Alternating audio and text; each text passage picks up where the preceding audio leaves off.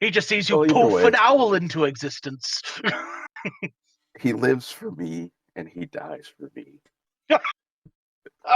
Well, welcome back to Fairly Adventurous, everyone, a channel where average guys play tabletop RPGs and board games for our own amusement, and hopefully yours as well. I am your host, Jacob. I am here with Jevin. I am here with Melvin somewhere. Hello, Melvin. And we are here with Papa Panda 1 as well, but he had to step away. Andrew from Papa Panda 1, he had to step away. Thank you guys so much for joining us. If this is your first time, like I said, we play tabletop RPGs, we play board games, mostly because we enjoy them. And gosh knows Jevin needs it today. 100%. Jevin, I came around your desk like what, just after 9 o'clock, and you are already done with the day. So this man needs some guy time. So we're gonna play, we're gonna record, and hopefully you guys will enjoy what we do. When we left off last time, the party had survived an encounter with the Displacer Beast, and then went back up to the first level of this dungeon. They pushed open a door to a new area that they had not investigated before. And when the door opened and the light from their torch entered the room, two ghouls who were nomming on a little bit of arm flesh turned around, dropped the disembodied pieces of corpse that they were munching on, and started ambling towards Andrew specifically. So gentlemen, roll for initiative. Let's get into it right away. I love opening doors. Okay. That's not bad.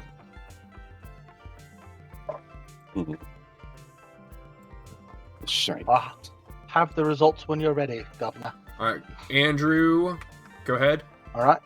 That's going to be a 17.6. Wow. All right. Melvin. 15.4.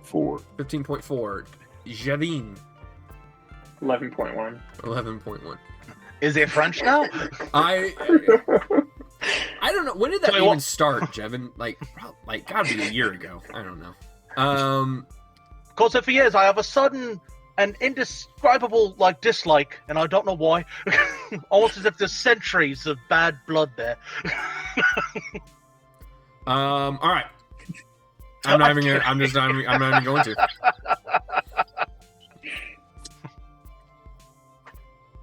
Wow, that sucks. All right. I'm gonna grab my book. I was smart enough to put placeholders in the pages. I really like the new alert feat. That said, okay. I'm not going to ask to switch initiative with anybody. I like the fact that I probably am going first, so I can not be in the front. All right, you're sure? You sure you don't want to flip? Or actually, I was wanting to go out front. I wanted to go ahead and be at the front of the lines today. That actually might not be bad. What was your initiative again, Jevin?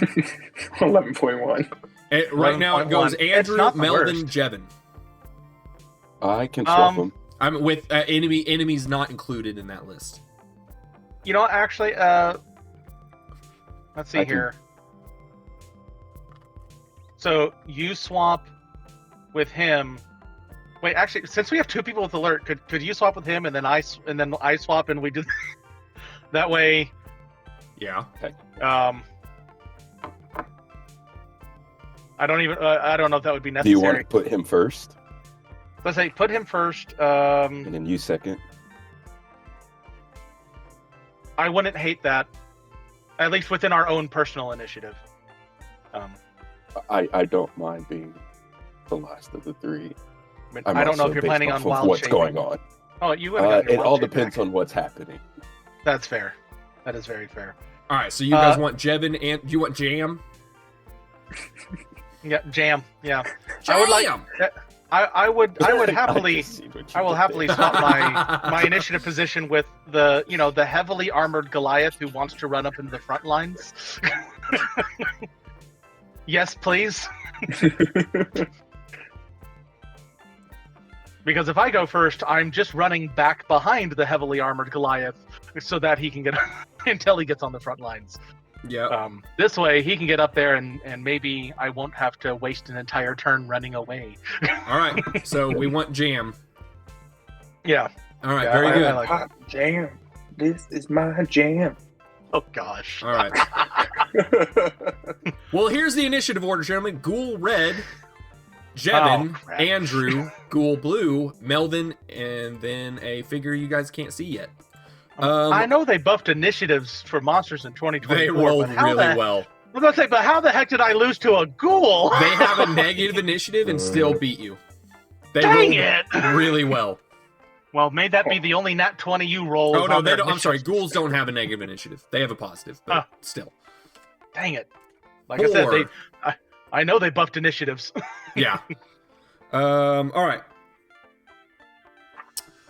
He will just move right on up and go ahead and attack you, Andrew. What he's going to do is... No, he won't. Nope. I'm a little halfling. I'm not even close to as delicious looking as the human or the All right, Goliath well, back there. He's... Oh. Is this where we're at now? As Yeah. a party, we're just self-sacrificing. the He's other just gonna... person? He's gonna try and claw at you. I've known you blokes for all of like 2 hours. Does an 18 hit? Yes. All right. Oh. You will take 5 points of slashing damage, and I need you to make me a DC 10 Constitution saving throw. Honestly, that makes me happy because another thing I noticed is that a lot of these monster abilities just happen. No save. Yeah, it Which is sucks. a save. This one's a save. DC 10 though, huh? DC All right. 10. I have an over 50% chance. 11 on the die, so 13 Ah. total. All right, you're fine. Whoo! All right, that's the end of that turn. So we will go to Jevin, and then we're coming to Andrew. All right. 5, 10, 15. Oh, it bit me! Clawed you. So, you called me! All right. So I think technically that's 20 movement, right? Well, I'm not doing my vectoring 15, thing. 20. I'm not doing my vectoring thing anymore. So that's 25. Okay. If we're doing strict raw, I don't know if the vectoring actually is part of the rules as written. It's not. I was doing it because I wanted to give you guys extra movement, but I was thinking about it, and like if you have to move around somebody, then I'm kind of on board with it costing a few extra movement to double multiple. So that's 25 movement, Jevin. I'll take it. I'm right there anyway. I'm gonna go ahead and attack the ghoul with my long sword. Okay, roll to hit. 9 on the die. 15. That is correct. Good job. That's good. Last week we had a problem with that. You're I know. already learning, Jevin. Good boy. Yay! I just good boy. Working on it. I'm here for it. That does Better hit. than Go some ahead. people I played with. Yeah, that does hit. Go ahead and roll your damage. Poor. And that's Poor the clean. D8, right? Right, D8 It's a 5. plus Okay. your Plus 6, strength. 11. That is. Oh, yeah. You are correct for different reasons, but you are correct. So 11 total. Very good. And what's the weapon mastery on longsword again? Was it? I think sap. Is that I right? think that's right.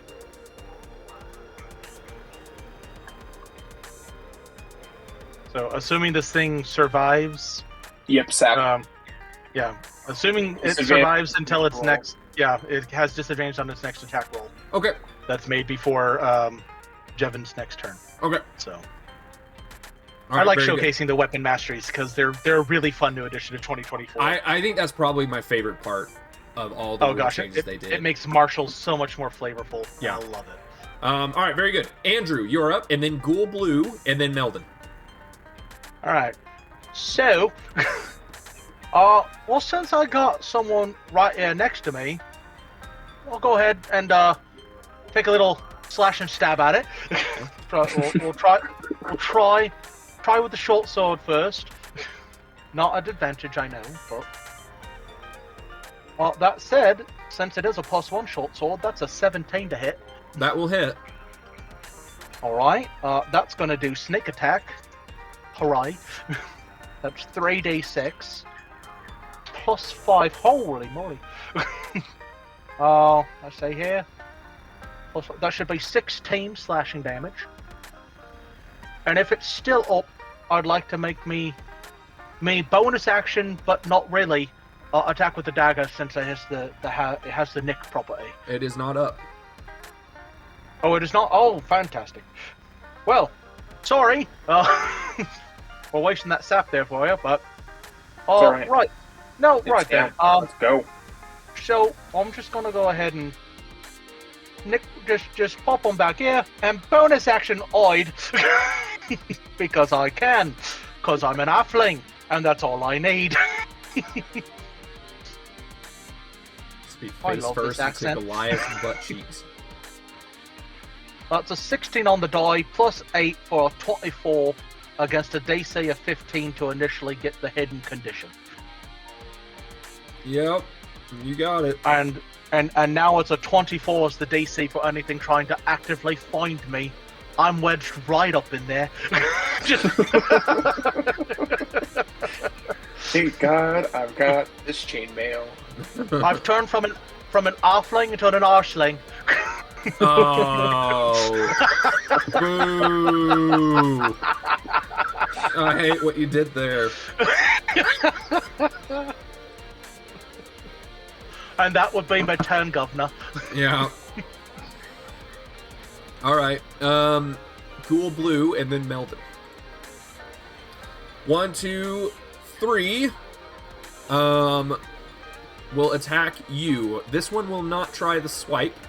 This one will attempt to bite you twice. The worst one is a 12. I don't think that will hit you.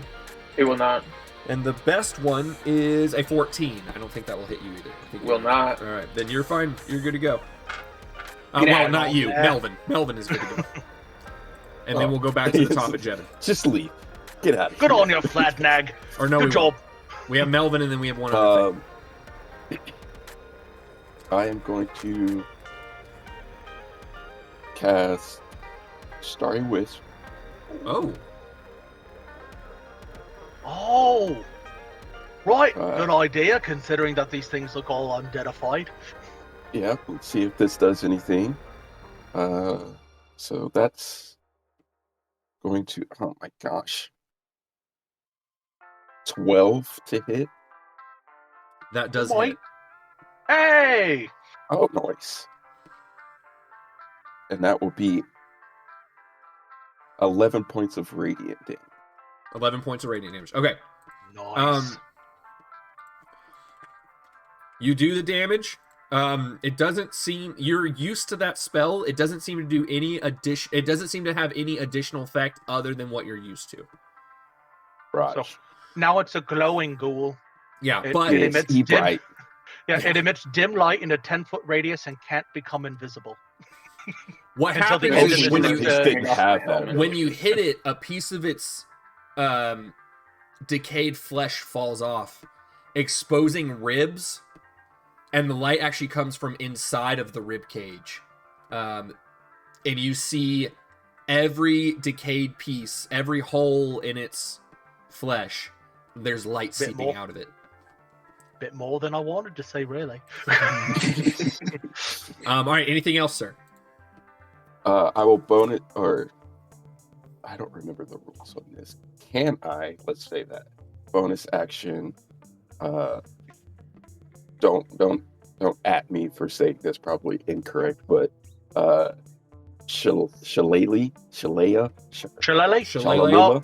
As a matter of fact, you can, because the rules for spellcasting simply says you cannot expend more than one spell slot per turn, And since, Story Wisp is a cantrip, you can bonus action another cantrip. Right as rain, Dope. no problem. Just in case, I'm just gonna get the staff nice and prepped. You're Wait. prep the staff. Absolutely. Pause. No pause. You prep that staff correctly. That'll Anyway. end my turn. Okay. All right, we're going back to the top. Jevin, then Andrew. No, I'm sorry. I keep doing this. You hear a screech as something that you can't really see, Jevin, attacks you from kind of over the corner. Right, we didn't actually get in the room. Oh, did shoot. Just out of nowhere, this thing attacks you. However, I'm not going to say it has advantage or anything. It's not hidden from. Well, You can't see it. you didn't know it was there, and it is. I'm going to give it advantage on the attack because I would do the same thing if you guys did this. Yeah. Fair ruling. You'll be fine. You're a tough Goliath. I believe in you. As a hand No, not 20. just swipes out at you. That is a unnatural 20 to hit. Natural. It hits. Okay. At least it's an unnatural 20. Yeah. You take you take 13 points of slashing damage, and I need Ow. you to make me a DC 10 Constitution saving throw. 10. Yeah, Oh, he's a big, tough which you Goliath should fighter. get, unless God hates you. God hates you. I'm just God sorry. hates To tell you. me. I'm sorry to tell you. What did you It's get? not 0 with No- plus. No, that's not possible. Okay. Did you Nat- roll a D10 instead of a D20? No. What did you There's get no on such the thing as a die? nat Oh, wait, zero. that's a 10. That's a 10. Well, right. Wait, hold on. You rolled a D20 and got a 10 on the die. What'd you do? I rolled a D10. And Oh, got okay. a 10, but it Roll says a 0. D20. Roll a Right. D20. You have to roll a D20. Yeah. Alright. That's why we were like, Not zero's not a thing. you are correct. Right. On a D10, a 0 is a 10, but you need a D20. Gotcha. I misunderstood. A 3. 4 plus for Constitution, total 7. Okay. Rolled a 3 on the die, plus 4. Okay. Yeah, that's unfortunate. You have the paralyzed condition until the end of your next turn. Great. So what should we use for the paralyzed condition here? I'm thinking. There's a nice little, kind of looks like a lightning bolt. Little zappy. Yeah, that would work. Lightning helix, that would work. That's fine. I was thinking the snail, but lightning would work. Yeah, I would argue snails for the slow condition. Is there a slow condition? I believe so. There's There's a a spell slow called spell. slow. Okay. All right. Well, you are paralyzed until the end of your next turn. Great. Which, by the way, it's your next turn. Oh. So Well, at least he's only paralyzed until the end of it. right. So you can't do anything. Yeah, surrender my turn. Right. That is what the paralyzed condition is. Double checking. Paralyzed. Actually, is I was gonna say, while I know that they you made have stun the less- paralyzed condition. You are incapacitated. Your speech dropped to 0. Saving throws affected you are automatically failed. Attacks affected you are with advantage. Any attacks that hit you are automatically critical hits. The paralyzed creature is yes, it's repeating the same thing. Okay. So yeah. It doesn't say when you come out of it though. Well, yeah. Well, that's because that's determined by. That's determined by the effect that gave it to you. So, all right. So you Right. basically you're skipping a turn. However, it is the start of your turn, and I do need an additional Constitution saving throw. No. Oh no.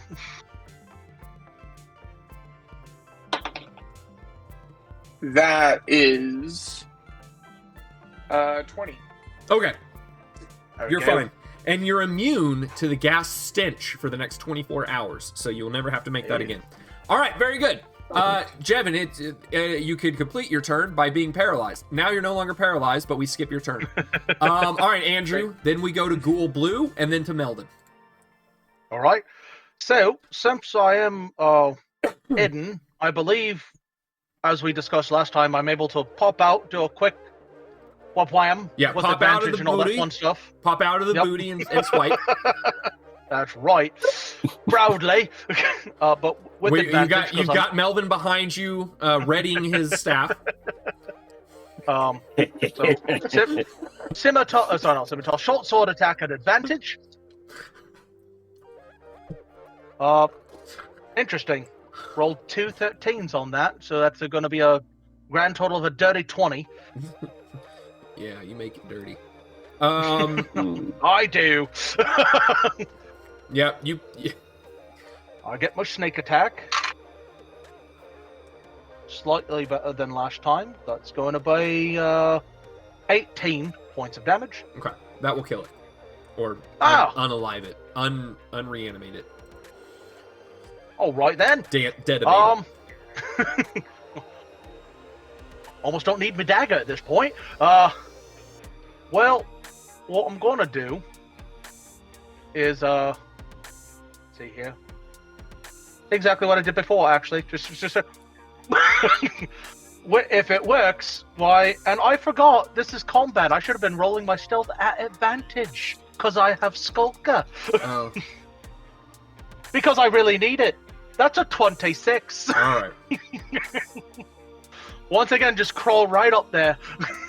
All right. Get real comfortable. Melvin, with your readied staff, you may engage now. Well, I don't see anything. So. You don't, but you have the light, so you can go figure it out. All right. And what you see. Let's go ahead and light up this whole room now. Make it bright. Do we risk a little more light?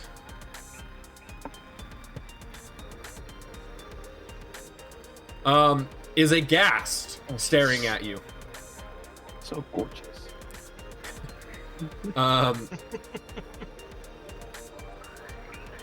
Yeah, there you go. Now you know what you're facing. Out of pure fear, I just throw another bolt. Okay. Another starry wisp.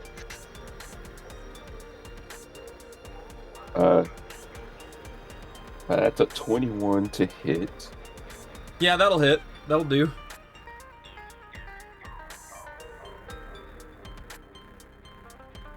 Uh, 7 points of radiance on that one. Okay. All right, very good, sir. Anything else? Nope. Okay. Well, then the ghast will,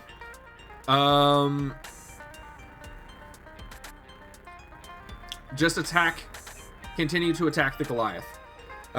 So he's gonna try and bite you, Jevin, but he will not succeed. That is a total of 9. Will not succeed. All right. Then we are back to the top of the initiative. Jevin, you can actually take a turn now. Then Andrew. Then Melvin. Well, Think we got this, gents. not gonna drop the longsword. Gonna keep going with it. So, Actually, hold on. Before it does, it says, "This is my treasures," and then you can continue. Treasures? I heard treasures! As you hear muffled speaking from your... what? you're precious. It's your butt just talk. Is your butt speaking?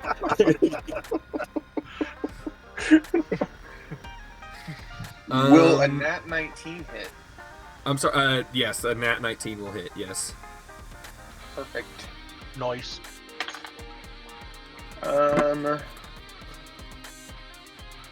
8 on the die, 14 damage. 14 damage. Slashing. 14 slashing. Very good, sir. And we continue. Oh, maximum Dang. max damage. Well done. I'm out of gummy bears. Or gummy bunnies. Oh. Now I want gummies. You have a gummy.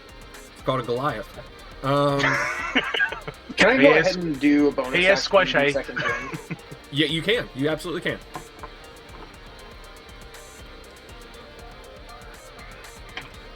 top off the old HP. That's a old 9 plus 4. That is a 13. Very good. Good health There we back. go. All right. All right, Andrew, go I ahead. like keeping the fighter top off. Right. So. Surprise! Sneak attack! Yeah.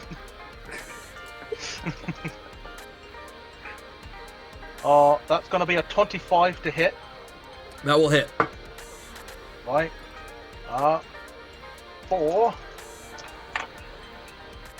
Oh, that's good. 16 plus 5. 21 points of slashing. Okay. You slash it with a short sword, right?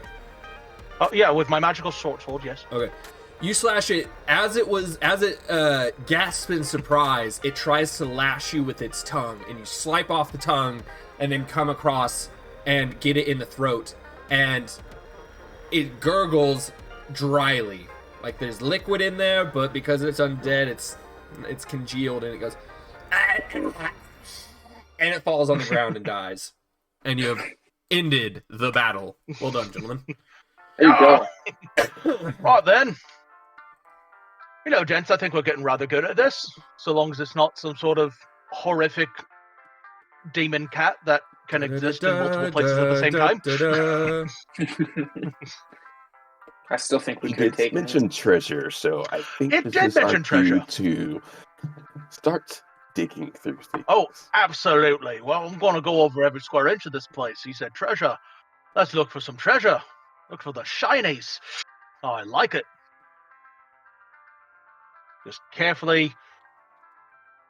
All right, so what you Carefully, can see Andy. with the light in the middle, what you can see is that there are 2 corpses over here in the corner, the ones that the ghouls were munching on.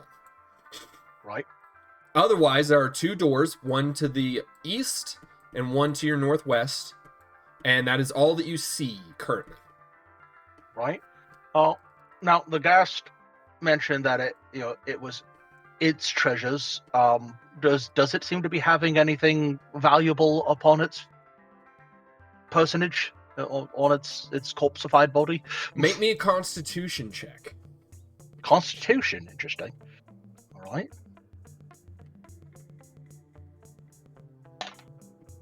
15 on the die plus 2, 17. Okay. You have to work up the nerve to search this thing due to its stench and the fact that it is a decaying corpse that is that yellow pus. Rather than blood, it's more pussy substance coming out of it. And you have to search it without puking, without throwing up. You're able to maintain your concentration, and you give it a good search, and no, you do not find anything on its corporeal form. Okay, so it mentioned treasure, but You're it gonna wasn't want to carrying wash your any hands, treasure. though. Absolutely. Take a look. Take one of my water flasks and just quickly. Yeah. That'll do. As we all know, water with nothing else is the best way to clean in your hands. Because I have ready access to soap. Like, come on. Figure it out. We I don't know don't what to tell you. We don't have a wizard. There's no prestidigitation here. An herbalism kit, it probably has something in it. Find some There we animal go. fat. All right. Anyway, you see the 2 corpses. If you over make here. us make soap, we're going to make bombs. It's just like it's going to naturally lead into that. You know that, right? We've seen Fight Club. We know how this works.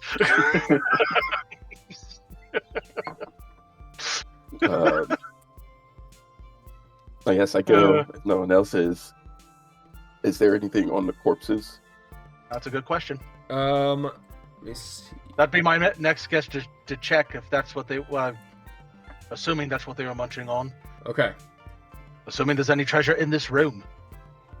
You are able to search them, and they're when you move over one of the bodies, you roll over one of the bodies, a +1 moon sickle is underneath one of them. On the arm that was dropped, that was being munched on, is a +1 ring of protection.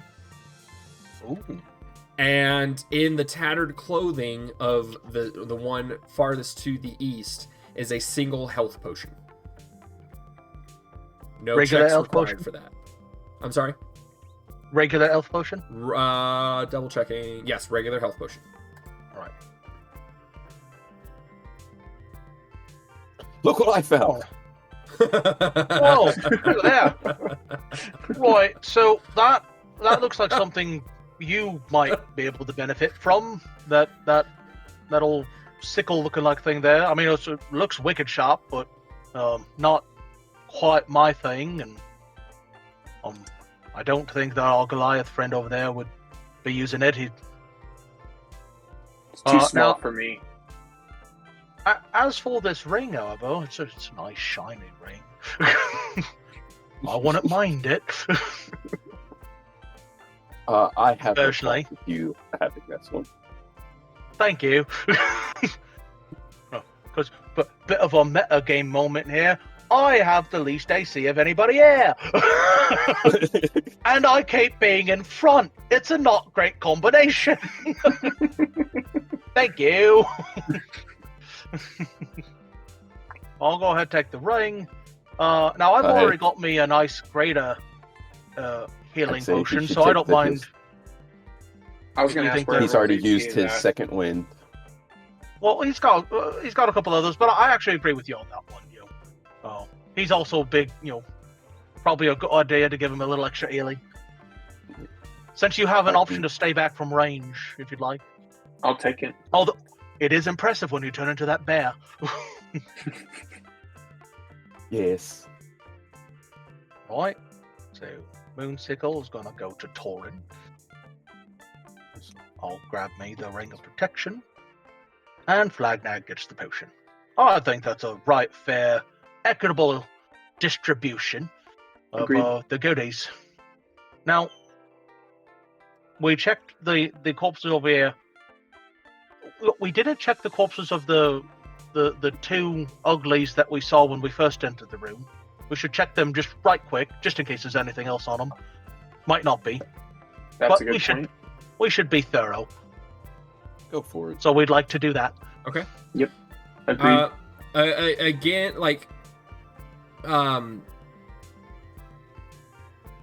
they smell, but you guys have kind of used to. After having messed with the gas and gone up with the ghouls, you guys are able to push through that. You search. They actually don't have very much clothing left on them, so it's a very Right. quick thing to search, and they don't seem to have anything on them beyond a few chunks of meat that seem to have found their way into like a pocket that maybe like fell in there, because there's no way they would store that for later. They would just munch on it. It's very gross. It's very dirty. And again, you're going to want to wash your hands with nitroglycerin. Right.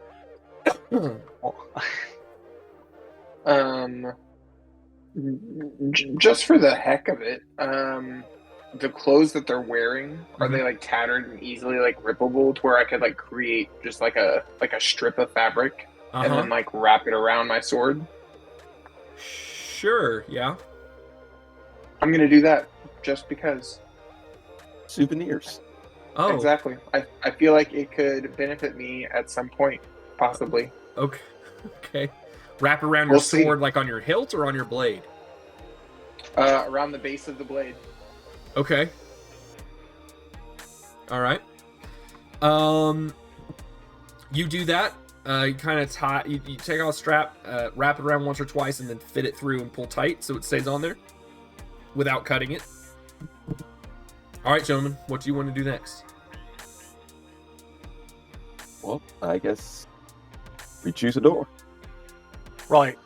So, And- well, I believe we were trying to operate mostly off of left first, right? So maybe go through the north door since it's to our left. Easy. You're the door opener, picker, thingy person. Of course I am. Right. Well, before I do, Mhm. let's check it for any traps. Just because they haven't been trapped or locked yet doesn't mean we ain't gonna It won't run into it. All right. So Roll a perception. thoroughly check. examine the door. Yep. Sure. Roll a perception check. All right. Oh, my dice have been so much nicer this week. 19 on the die. Okay. Plus a lot. I think plus 4. So 23. Okay. When you push on it, you do your regular check, and you don't see anything obvious on this side of it. When you push it, it does feel like there's just a little bit of resistance, and so when you look up, there does in fact seem to be some type of tripwire Right. got in between, like in between the crack of the two doors. Right then. Glad I checked. Gents, give me just a bit to try and disarm this, and I'd like to use my thieves' tools to disarm this trap. Which I believe is supposed to be a sleight of hand. How are you going to? Well, since you're asking me. I will let you make an intelligence check if you don't have an idea. Alright, well, I would like to point out that rules is written. The player doesn't need to come up with an ow, it's just a, hey, the thieves' tools is meant to disarm traps. It's what they do. Alright? It's what they do. That doesn't make any sense. Like, hold on. If I just read thieves' tools. 2024.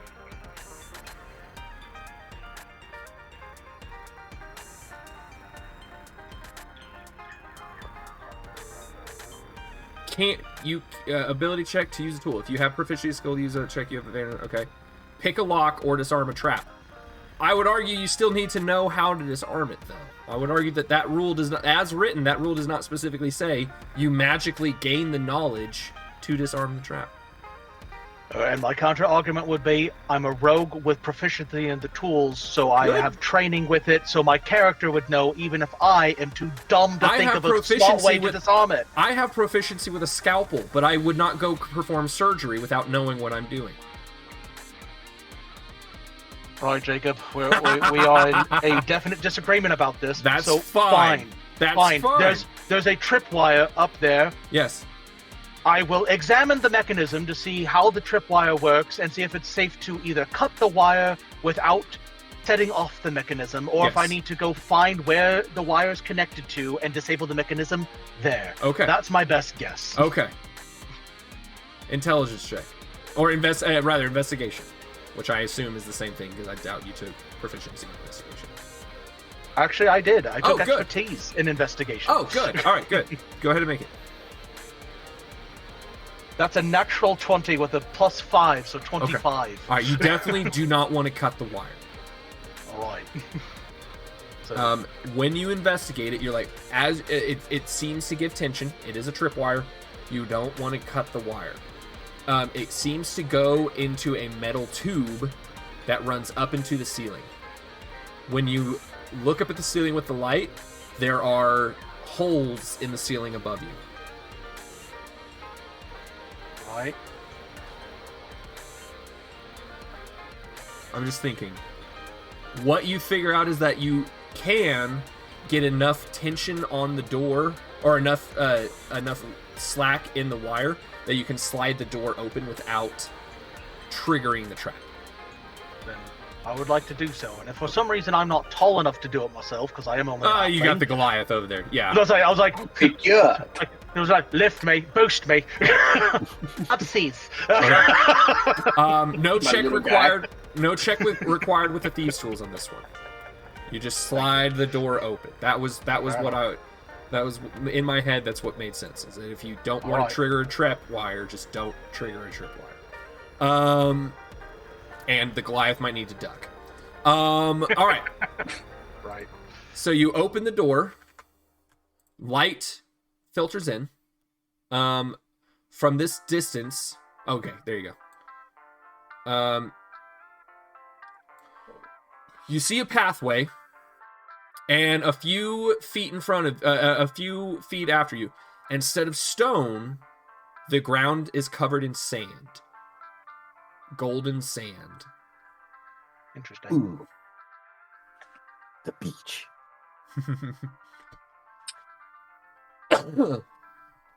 Well, I mean, nothing suspicious about sand just yet. In That's a the dungeon. spirit. This feels right. I guess technically we haven't been in the dungeon. So let's see here. So just a bunch of sand, huh? I don't know. I This can go dungeon's been a touch bit odd.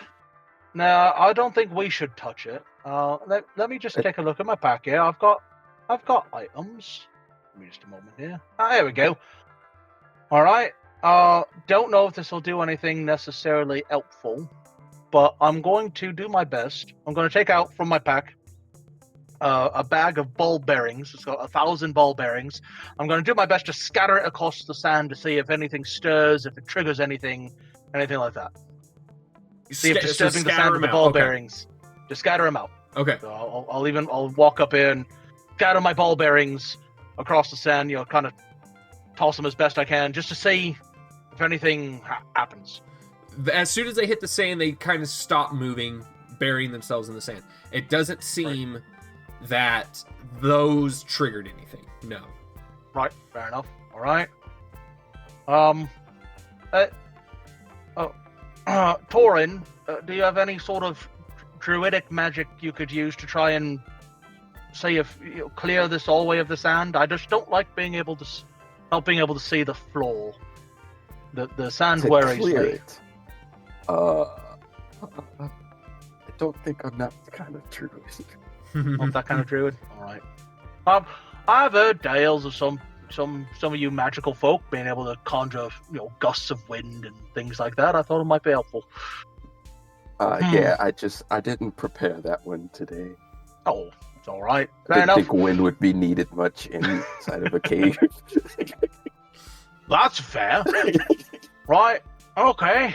Well, would you mind getting a little closer here so I could possibly see if there's anything beyond the sand, or if it just kind of extends as far as my eyes can tell? If you just want to look, would you guys mind waiting for like 10 minutes? I'm on with it. What's your plan? I have a friend. It just takes me 10 minutes to call him. I got nothing better to do, and I'd rather save me hide. So if you got a friend that can help, please. Let's do it. Want to try to ritually cast Find Familiar? Okay. Oh, yeah. Expending a use of wild shape? Not if I ritually cast it. Oh, not if you ritual. That's- Oh, nice. It doesn't expend anything if you cast it as a ritual. Very good. Oh, sweet. All right. What familiar would you like? This is Buckbeak. He's an owl. Buckbeak? Just an Owl. owl. Okay. And I'll say, while you're standing here, you do reveal the rest of the chamber here. Oh, it's all Just more- sand. I would explain why my ball bearings didn't really much. That there's a lot more here than I realized. Fair enough. Like- And don't feel bad for Buckbeak. He's lived, he's died multiple times. That sounds horrible. It's like you don't understand. It's like, hold on, Buckbeak died. No, you don't understand. The one I summon is Buckbeak. Oh, I thought you druids were supposed to be like all friendly with the animals. You're ruthless. Is he an animal? Just using pawns. I mean, he's kind of an animal. They changed it. A Familiar rogue spirit. wouldn't necessarily know how the whole find familiar spell works. He wouldn't understand the distinction that it's a fey spirit masquerading as an animal.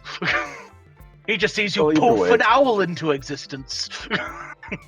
He lives for me and he dies for me. That's a love story.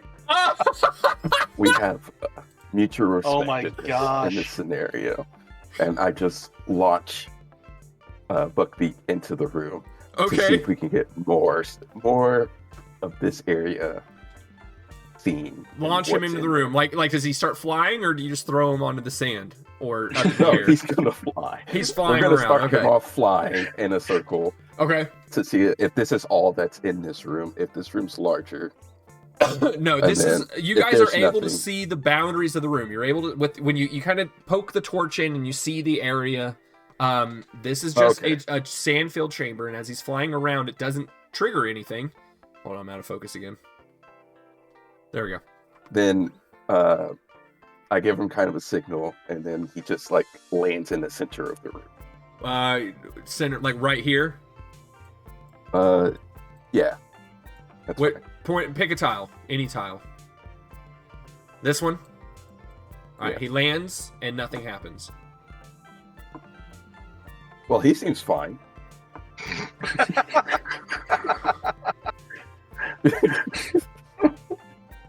He does. He does seem fine. How I high don't is the think ceiling? anything suspicious here. The happening. ceiling is about 12, 15 feet high.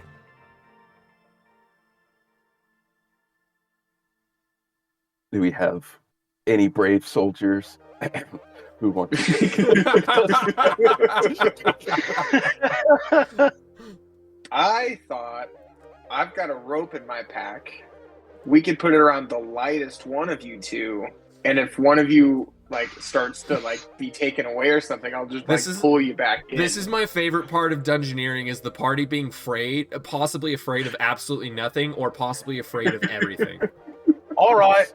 You know, I'll volunteer to do it if y'all gonna be all scared about it. I'll show you what. I'll show you that an halfling can be braver than any of you lot. Right. That said, I like the idea about the rope. Tie that around me. I'll tie the rope around him. Okay. And I get a nice knot on there and make sure that I pull it really tight. Keep a firm hold. Don't let go of the rope. And I will begin to tentatively step onto the sand. Okay. Oh no, he let go of the rope. Alright. Anything? Nope. Right. Well, as I continue to step out, I'm going to start collecting my ball bearings. Okay. You know, put them back in my bag. That's smart. Might As as well. he's walking out there, is there actually? I want to just. Is there anything actually weird about this sand? Like, are there random pockets where it's creating like small dunes or anything like that, or is it just sand going straight across? I mean, it looks like someone may at certain points people may have walked in it. There's impressions, but you're not seeing anything that would make you jump up and say anything's unnatural about it. It hasn't been artificially combed, or it doesn't seem to be like cratered out or dumped in or mounded up and dumped in a certain area. It's mostly flat, and maybe people have walked on it before.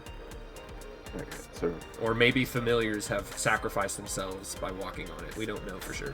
it's not a sacrifice yet. I still see him, right? It's not a sacrifice yet. Yep. So you're picking up some ball bearings. Yep. Paying attention to my surroundings as I'm doing so, and just in case there is something nasty lurking under the surface, I'd like to remind you I have 10 feet of blind sense. Mm-hmm. It's not tremor sense, admittedly, but it's Mhm. something. All right. All right, I need a Constitution saving throw. Oh, bugger. Right. Well, good thing I got that ring of protection. That's a 14 instead of a 13. Okay. So what happens is you take a step on there. D10s. There we go. Ooh. I Okay. don't like hearing D10s. Yeah. You take a step, and suddenly, you and all the sand in that area are just blasted to the ceiling. Oh. You will take half of what is that? Oh, that's a 9. You will take half of 15 points of force damage. Ow. I look at Buckbeak. You had one job. Half rounded down, right? So 7. 7. That's correct. You okay? Is he conscious? Am I knocked prone? Or did I somehow land on my feet? I guess I should say you're not. You got blasted Right. up. You got forced up, and then you came back down. If you would like to Gotcha. try and remain on your feet, I'll let you make a dex check. Yeah, why not? Just because it'd be fun. Sure. Straight jacks or acrobatics by any chance? I'll allow acrobatics. Right. Something. That's a 25 on acrobatics. All right. You get blasted up to the ceiling, and yet somehow you come back down. You're like, ooh. Like Ow. a cat.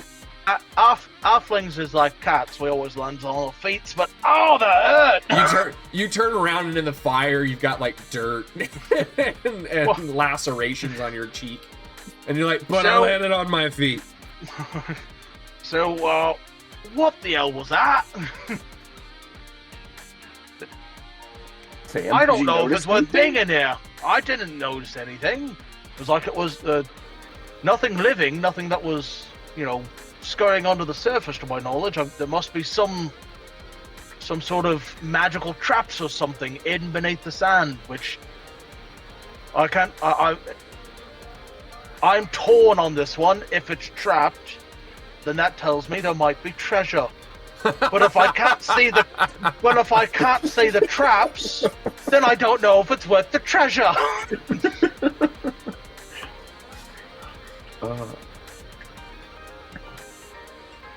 So, anyways, did we notice anything with the was it just wind gusting upwards? Did it look like force? it was magical discharge. Okay. Like my first time. Oh, gosh. So I'm going to go ahead and take the time to kind of dig around at my feet and see just how deep this sand is. Okay. Can I start brushing it aside and it's only like an inch or so, and it's like, oh, what were we worrying about quicksand for? Is it like this kind of goes on for a bit? So even like with the sand that got blasted out, there's a few inches. Now you're noticing a blast-ish crater, and it sinks in a few inches. And as you're digging your hand in there trying to feel the bottom, you go all the way like the length of your arm. And you barely touch the tip of what feels like a metal cylinder or metal rod of some type. Perhaps the director of whatever blast occurred. But it is deep in there. Right. All right. Well, all right then. Well, the sand is right deep here, which would explain why perhaps the ball bearings didn't do nothing. Or, since it is magical, maybe it just only cares about living things. So, you said your friend there's... How about we have it just hop around on the sand instead of just flying around, and it can do this job. How's that? Buckbeat, get to it.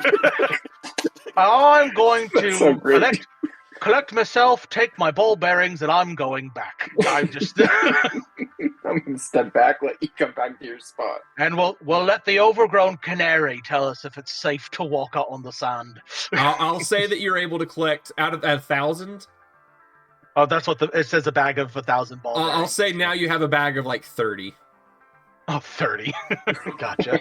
Because you were trying to spread them all out. That's true, I was. Maybe if we determine it's safe, I'll go back out and meticulously try to pick them all back up. Yeah, under a long rest. Right. All right. So where does your bird go? He's just hopping around. Hopping where? Show me. Point me where you'd like him to die. Here. Where? Yeah, he starts here. We're gonna hop here. All right, he's dead. It was just going to be a complete circle. We were just going to do a spiral going out. So what with the 5 Do we have a way of marking where these explosions happen on the map for our That's sake? what I was just trying to figure out. So we know one's I don't here, know what y'all have. and we know one's here. No, I meant like as players. Good grief. I mean, I mark it. I don't care. You guys got stuff on yours. It's fine. Oh, okay, I guess we do. All right, so hang on. So I exploded there. There we go. So there and there. Okay. I imagine did they have health? Your familiars? Yes, they have They health. do. Whatever the health of an owl is. It's probably. Oh well. Don't worry about it. All right. He's Not to one. say yeah. He Oh, can it's make one. a There we go. Constitution save. Oh, it's 1 point. It's one. Yeah. All right, he's dead. Yeah, he's dead. So, He just Andrew, you took those steps, right? And then the bird landed on the other one? Yep. Okay.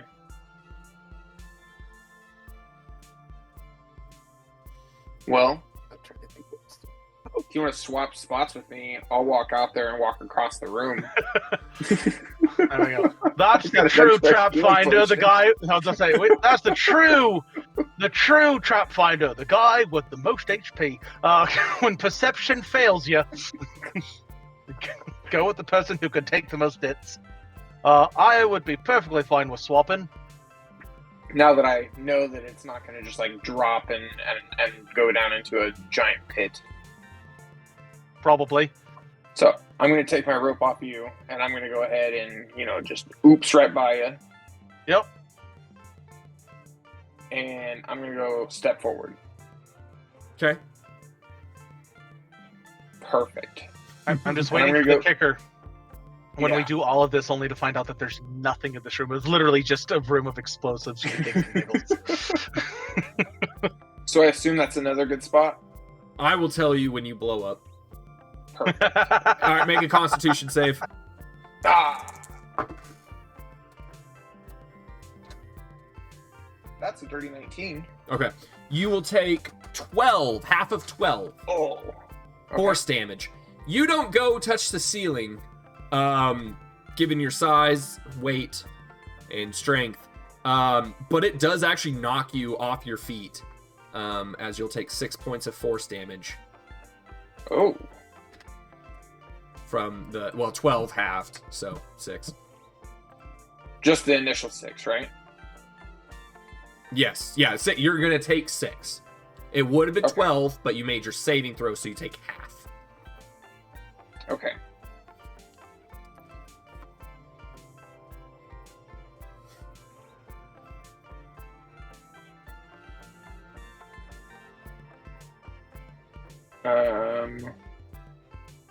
Let's just do a big lap. All right, make me another one. Ah! Uh, Was that at the corner or the next spot? At the corner. At the corner. Ooh, that's a 9. And it's Constitution? Yes, Constitution saving throw. 13. 13. That is enough. That is enough. So you'll take half of 15 rounded down, so 7 force damage. Okay.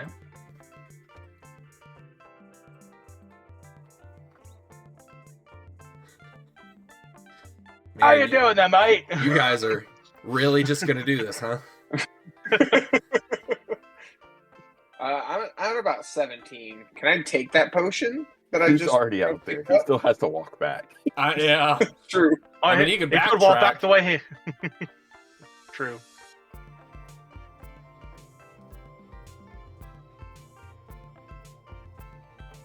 Is it okay to take Yeah. that potion?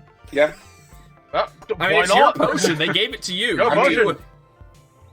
How much healing does a potion give me? a regular potion of healing will give you 2d4 plus 2. 2d4. Plus 2. Yep. So you'll expect to So- get back that last explosion. Vladnag, I really don't know if this is worth it. You should come back. We can Yeah. maybe we'll find something elsewhere in here that will make this room make sense, or maybe whoever put this here was just a giant jerk. Who knows? Maybe both. So Nobody said they Um, were mutually exclusive. Yeah. So- How much did you get back? I only got 6 back. All right. It's only 1 6 point more than you had. That's true. So, I'd walk back the way you came. Are you Yeah, sure? gonna go. Would a Chad do that, Jevin? The Giga Chad avatar. Would the Giga Chad do that, Jevin? Or would the Giga Chad at least have the balls to finish his circuit? I think a Chad would know when it's turn to turn around. I would hope so, anyway. All right. A true Chad would have the humility to admit maybe this isn't the best course of action. All right. Very good. Right. So, shall we check the other door then? I mean, I would love to come back here and find out why this door was trapped. Door was trapped. The room is trapped, obviously, with stuff we can't see below the bloody sandy surface and keeps blowing us to Kingdom Come. Mm-hmm.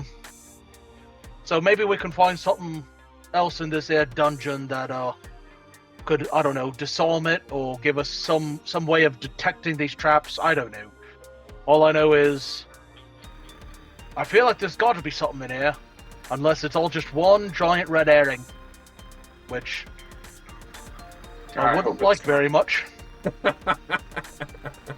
Oh, Ben. Well, let's go ahead, check the other door.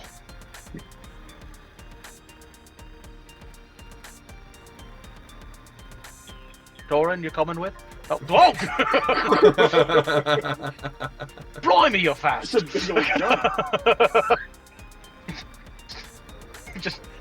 You're like, oh right, I forgot I'm not a heron god. Okay. So I would like to, since that door was trapped, I'd like to make sure there aren't any traps on this door either. Go ahead and make a perception check. Right. The absolute worst number for an halfling to roll, a 2 on the die, +4 for a 6. Looks good. Be fine. Right. This one looks alright to me, I guess. Push open the door. Well, actually, on this one, you pull open the door, and nothing happens. It's locked. I can't. All right. All right. There are the hinges. Pull. Yeah. Pull open the door. Nothing happens. What do we say?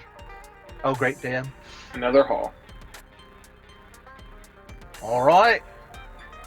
Well, start carefully making our way down, making sure we don't fall into any more pit traps. That was right embarrassing. Well, and as you do that, a pit trap opens up. Oh, dang it! Right here. No, you didn't ask for a perception check, but you did say I don't want to fall into any more pit traps. So I will say that you have a perception check that you can make here. Thank you. I don't want to, although I really shouldn't. That would be really funny if you just, like, in character were like, let's make sure I don't want to fall into any more pit traps. Falls. Yeah. 21 on the perception check that time. Hey, there's a pit trap here. Centered right here. Look at there. Oh, so examining it, does it seem to work on the same mechanism as the other one? Yes, absolutely. All right, then. It's almost like whoever designed this dungeon's really not an inventive person. He just went for what was efficient. He went with what? Yeah, he went for let's test what's in. He bought a book, and in that book, there were traps and designs for traps. And what he said was, "We're gonna test these." Right.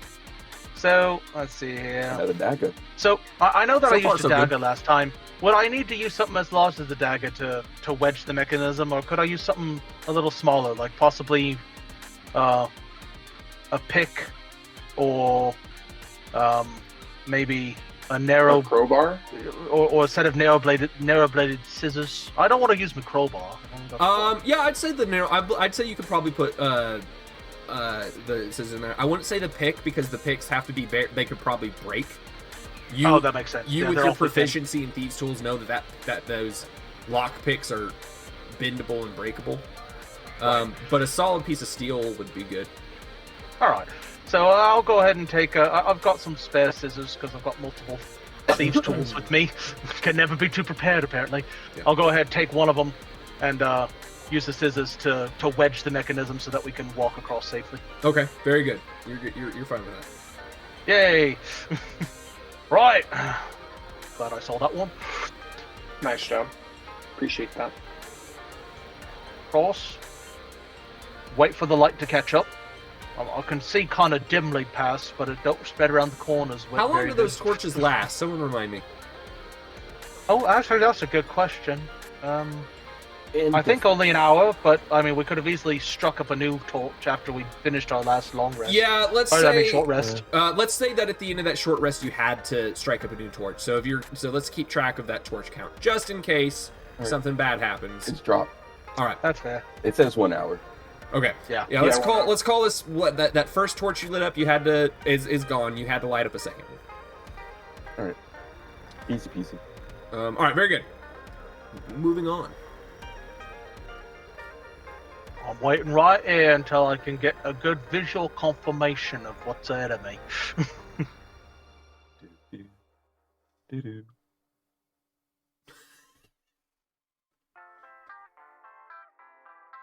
Perception. Does the light here No, there's a reveal wall. any more of what's ahead? There's a wall in front of you. Oh, that's a wall right there. All right. It's a wall.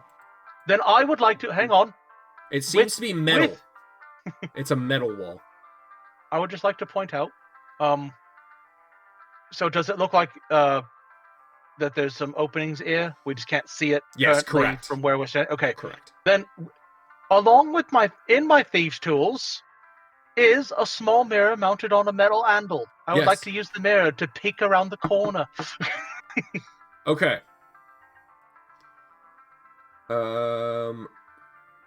Even just to get a general idea of what's down there. Make sure it's not going to be some nasty. what I'm gonna say, like, I'm trying to think of how much light will bounce off the mirror with you looking at it. You know what I mean? Like, you'll have to put the light kind of. Right. But you guys could work together to do that.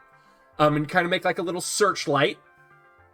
And it looks like a corridor. It looks like another corridor. With on the left is the stone walls you're used to, and on the right is more of that metal wall. And it goes down about 20 feet in front of you, until it hits a corner that you can't see past. All right. I'm going to go ahead. I'm going to carefully examine the floor right here, just to make sure that when I step on it, nothing nasty's going to happen, because a metal wall's an unusual thing to run into. For the sake of expediency, I'm just going to say there's nothing there. Works for me. All right, step there. So, all right, I know it's confidently down here. Now that I'm here, would I be able to see what's down, if there's anything down this way? Which way? See. The other way? Right. Yep, down here. Same thing. Except... Same thing? Yeah, except it does look like there's a break here and here. Seems like there's a fork. Right. So this metal wall, does it seem reflective, or is it just metal? It's just iron. It looks like an iron. Not polished or anything. Uh-uh. Well, There's even parts of it that are rusting. Everything Is else it is the stone same and wood. temperatures like the area around us, or is it hot or cold by chance? You're not noticing any difference in temperature. Right, gents. Well, shall we continue with our current operating procedure of Lefter's law? I say yes. All right. I'm going to carefully walk down this Do corridor we to want the to north. switch spots? No, unfortunately, I think it's still best to have me out front. I think you're going to split the party. I think that's an awful That's idea. a great idea. We should ignore those intrusive thoughts that we're hearing. If you hear any intrusive thoughts saying split the party, ignore them. 'Tis evil spirits trying to influence you. Right. So, I'm going to carefully walk to the north, and to make sure that we're all on the same page, I'm making active perception checks to make sure that there aren't any traps as I walk down this hallway. Okay, Until I can get to the end of the corridor. Give me a perception check. All right. That's a 21. Okay. What you notice, which way are you going? This way. Okay. No. Right in front of you. Directly in front of you. When you look up, there seems to be a gap in the ceiling. And on that gap, you see a series of metal spikes. Right. That's not Hey, good. what are you looking up at?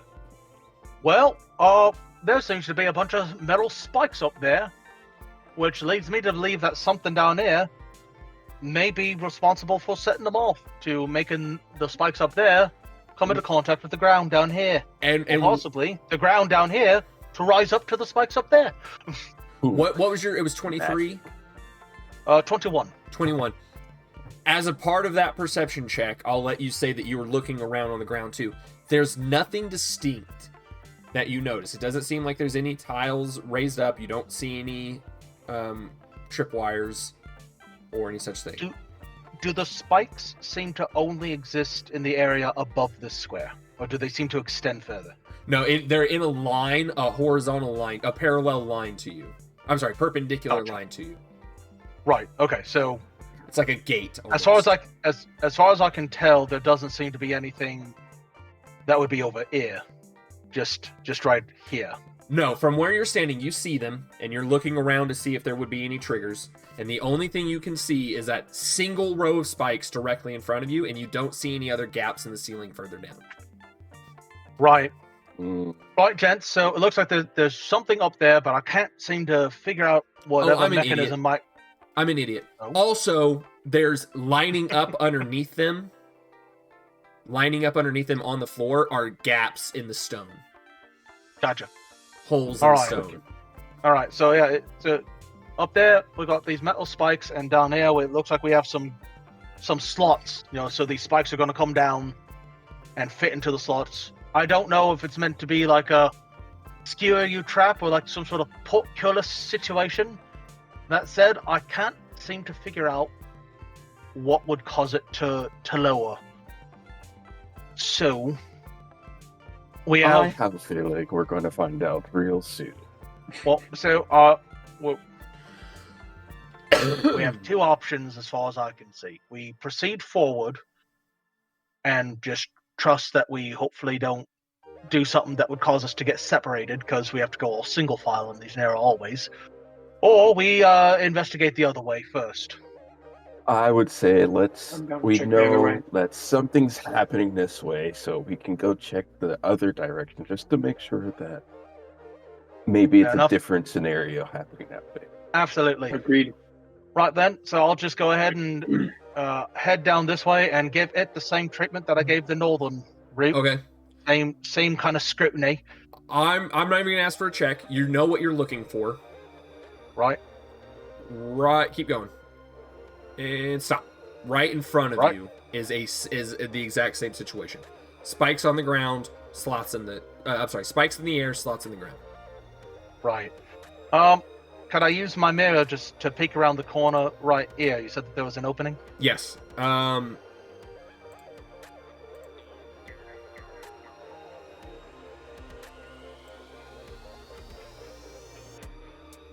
Okay.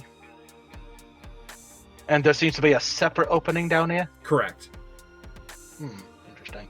Alright, gents, we got another one right here. Now, the spikes that are lined up here, perpendicular, they don't seem to extend over here. Like, if I were to angle the mirror up, could I be able to tell that? No, they tend to end at the... I won't say that you can angle the mirror, but you see stone on the edge. Right. It stops at the iron gate, or at the iron wall, rather. At the edge of that iron wall. Right, alright. So,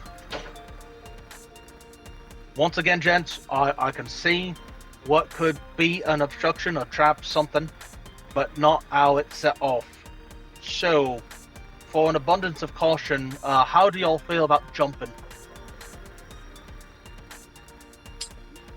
I have pretty good athletics. I'll be a little noisy, but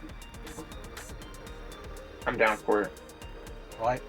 I myself am, let's just say I can be surprisingly nimble, even when it comes to the jumps. I will say risk is always something that comes with anything in a dungeon. And there's no reward without some risk. Right then. Well, then I guess. Then I suppose. we should attempt to jump over. Now that said, I don't like the idea of trying to jump across this corner here. I'd rather try to jump across up north. Just try to get over that section. Make sure I don't set anything off. So, right. I would like to. So hang on. I saw it here. Should have marked it. Yeah. Okay. It was this. It's the third on the bottom. It's the second on the top. I'll mark them. That's a good idea.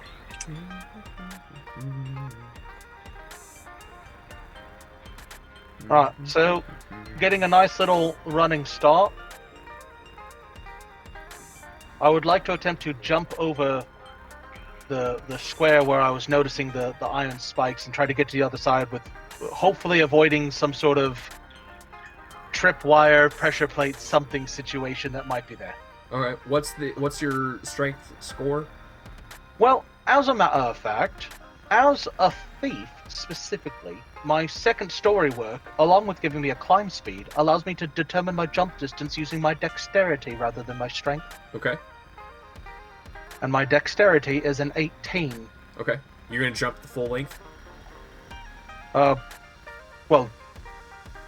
but I don't even know if I have to use that full amount to clear 5 feet. But... You don't. That's what I'm asking. That's why I'm asking. Is if you want to go no. full. Okay. No, I'm just trying to hop over that what seems to be the problem area. Okay. You do so easily. Right. Stick the landing. Anything bad happen? I mean, landing on the stone kind of hurt your shins a little bit. Old age. Yeah. Good grief. Right. Okay. That didn't seem to trigger anything. I'd like to check the tile right in front of me for any potential pitfalls, traps, other such unfortunate things. And if it seems to be clear, I'd like to enter that space so that I can make way for the next party member that would like to try and jump across. Okay. Perception check or no roll needed. I'm gonna. So which one are you checking? The one directly in front of me. I'm so saying that as a part of your last perception check that you got to see all the way down the hall. All right, gotcha. Right. So. Right. So far, so good. I will Next follow one behind over while I. Yep. And I'll start looking down and attempt to checking. jump over. And while he's attempting to jump over, I'm going to be investigating what I can see, new area for traps and whatnot, so that I can again scurry out of the way. Okay.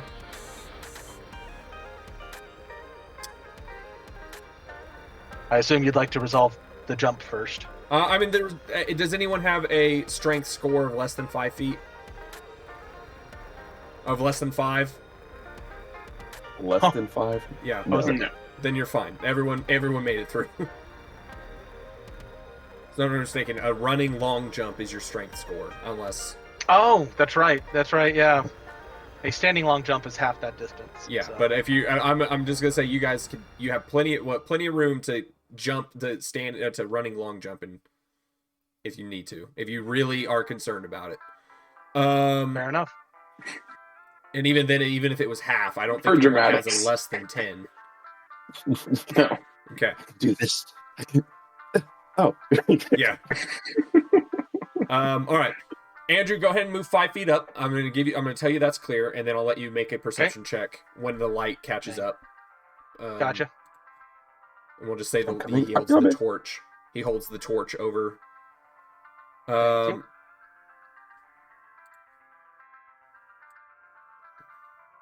And he's sick. Okay. I also So- follow a half jump, like a little skip, because I'm like 7 feet tall. So Yeah, you didn't even jump. Or You like a just long lunge. step. He just lunges Step over. It's like, ugh. Good stretch. Oh, All right. Metal wall continues on your left with the stone wall behind you. You're now that you know what you're looking for with the light and everything, you're easily able to tell that the spikes portcullis, if that's what we're going with, or portcullis right above you here.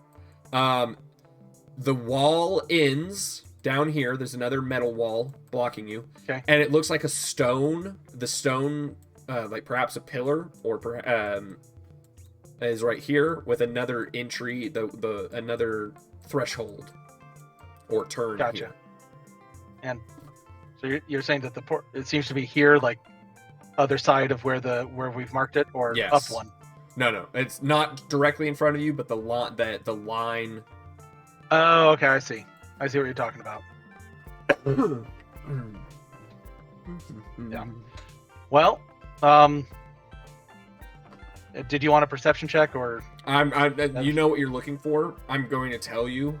Works for me. There are no other traps.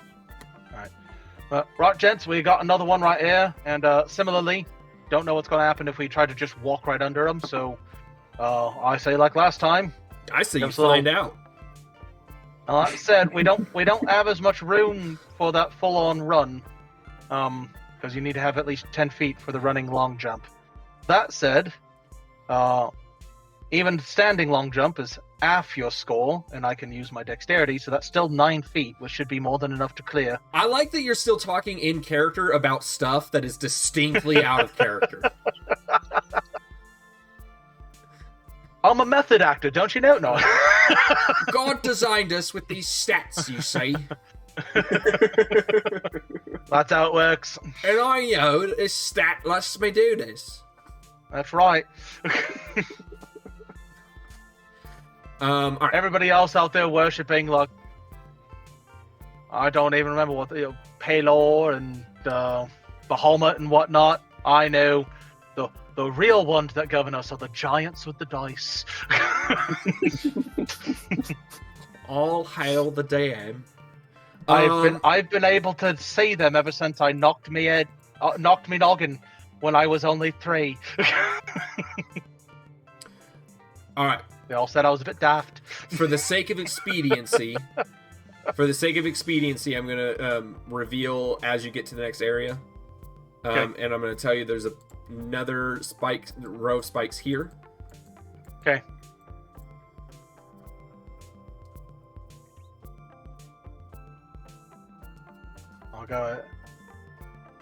I'll convey that information to my party, and we jump over. Basically, anytime I notice that there's some spikes, I feel like jumping. That's fine if you're feeling froggy. I am feeling froggy. All right, yet another hallway with a. You don't notice any additional Spikies? spikes down here, Right? until you get here. As you turn the Oh. corner, there's one that blocks that would block the corner. Right. Oh, we got another one. Another tight space for a jump. But looks like we're all in relatively good condition. Into the darkness. Right. Darkness, my old friend. You again. Ew. Right, this is going to be an unfun, like, weird catty corner jump. Oh, I know, that's right. I keep thinking it's in the center. It's just right at the line, so Yeah. easy enough to just hop over. And you land on it, and it seals. No, I'm just kidding. Nothing happens. We're just slowly making our way through this odd maze.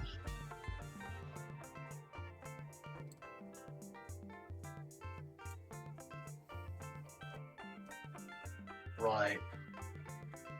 Do I notice anything down this hallway? No, other than there's a turn here, Right. and a turn here. Well, I'll go ahead, approach this turn, look down this way. Okay.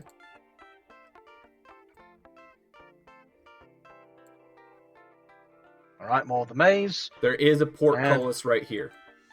Gotcha.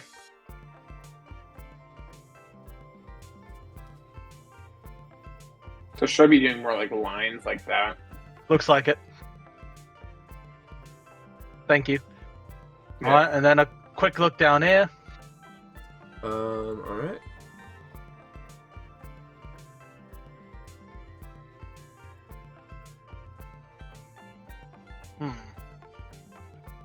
Okay. Well, we'll come back to this. I think we should go ahead and take this turn up here, since the other way seems to possibly be a way to circle back around to that southern entrance that we explored. So, I'm gonna reselect my token. Grab a beer, jump over. Jump under, as the case may be.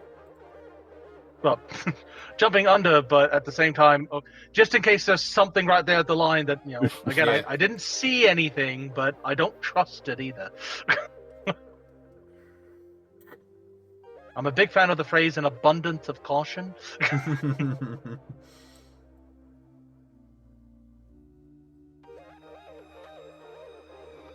you what.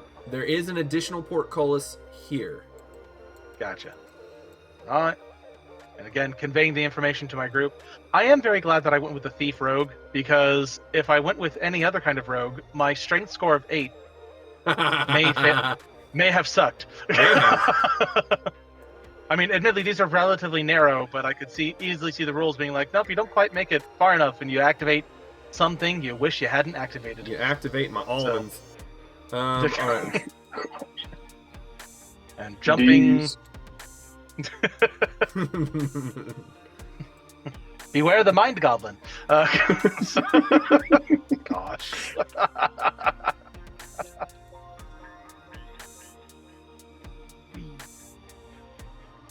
As you peek around that corner.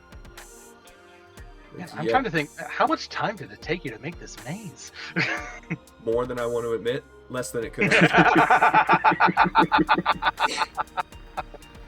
Well, I appreciate the effort. There is an additional portcullis here. Okay. Stepping here.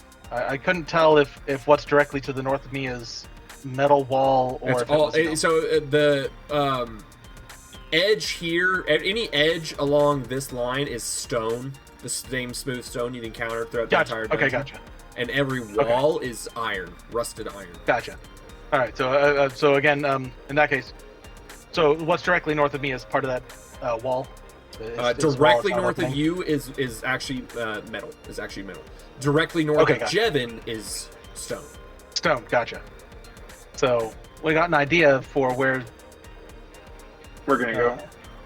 Possibly, it seems to be that the maze itself is comprised of the metal walls, whereas the boundary is stone. So. And then once I can see, I'll jump.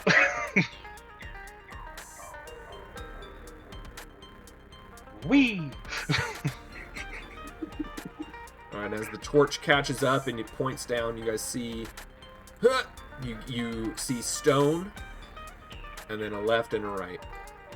Alright. So, based off of what we were seeing, this is... To the left is probably a dead end, or it could be something fun to investigate. We'll find out. Never hurts. Right. Looks like a dead end. But over to the right... And to the right is a void. With another portcullis here.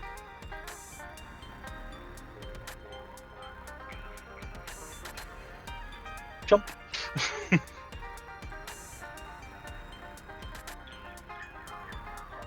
Okay.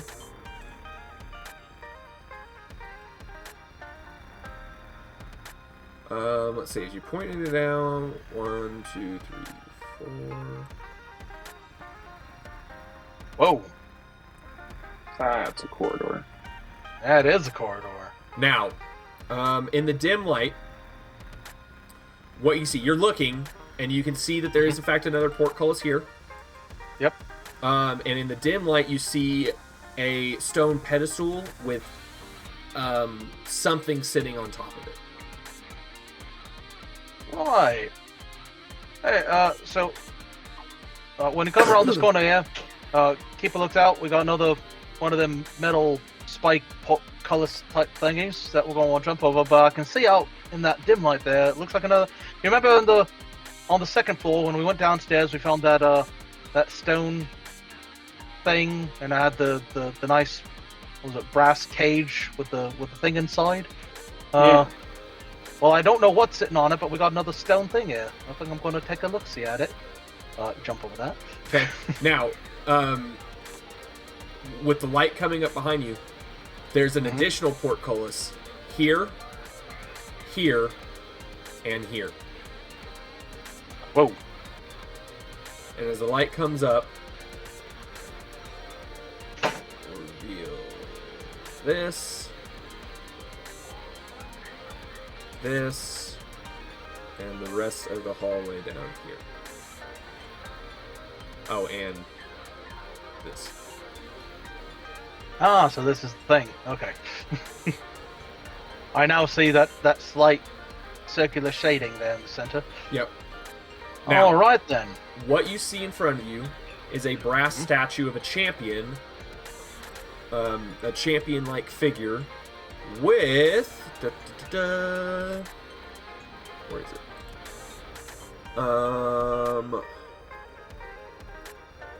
A champion standing just straight up, with his hands resting on the top of an axe head, a battle axe head.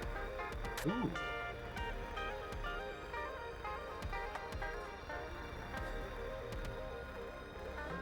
So, that's locked. Can you check that for a trap?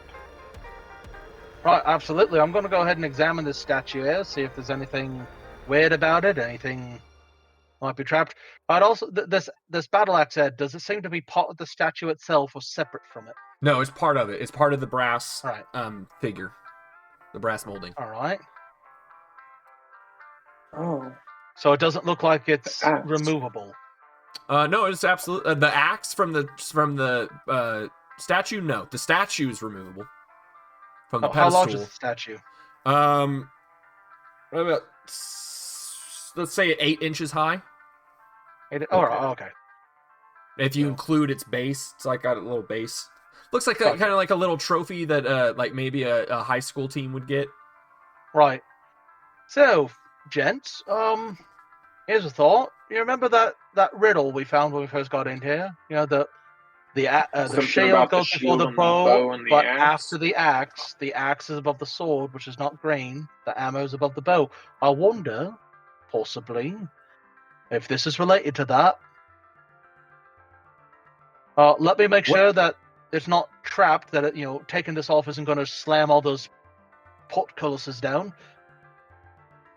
or something else not fun for us. So I'd like to thoroughly search the pedestal. Give me an investigation check. Right. Ooh. Not as good as I'd like it to be. It's 12. 12. Let's see what I marked here.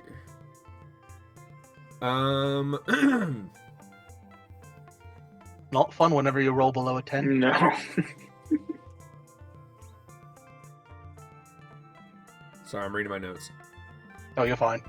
Now, that's why Rogue level 11 is quite possibly one of the most broken levels in all of D&D. I get it, wizards can get wish and whatnot, and they can be quite powerhouses in combat, but Rogue, level 11 rogues, doesn't matter what your subclass, reliable talent.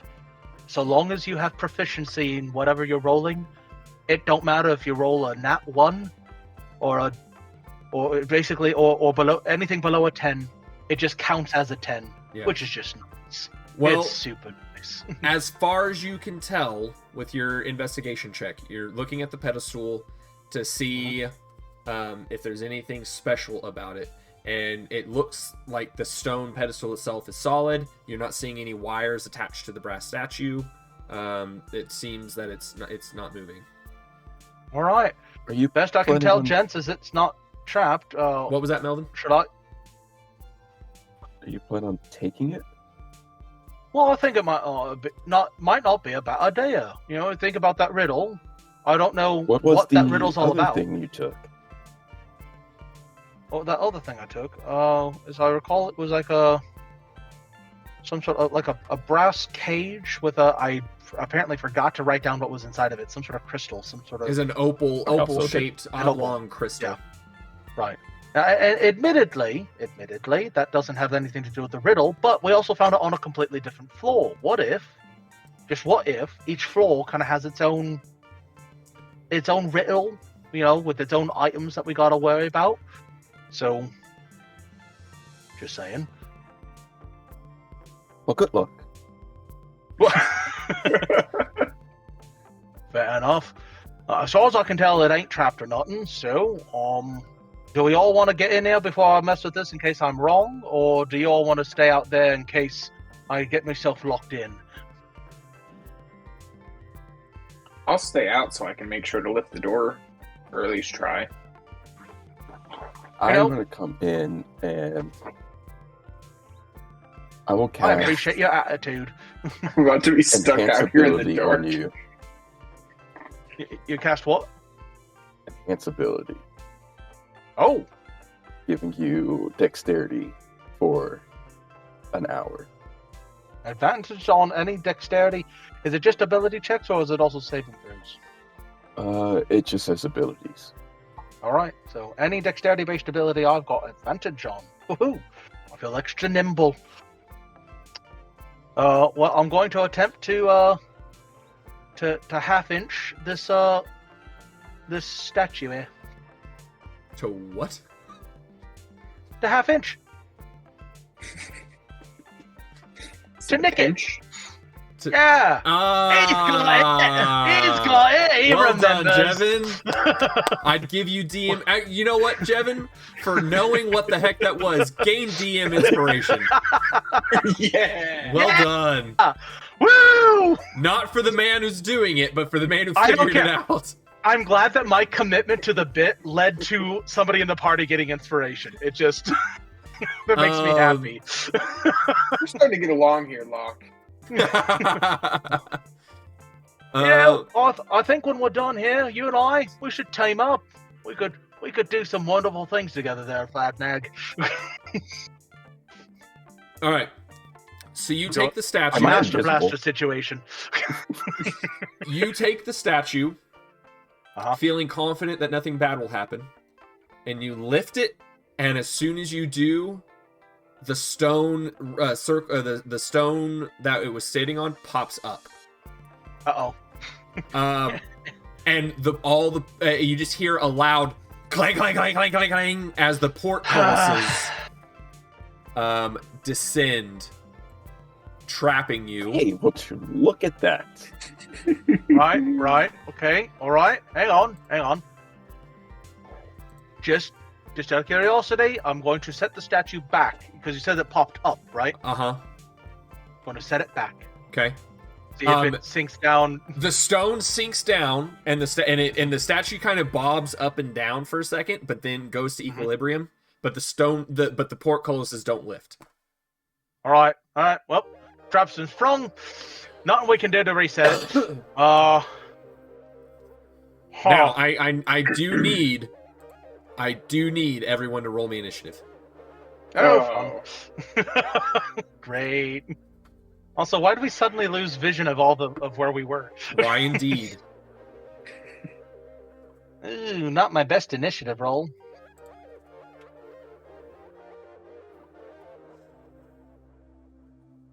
All right, let's do Jevin first. I haven't even started to roll yet. Okay, let's do Andrew first. All right. That'd be a 12.6. Ooh, all right, Melvin.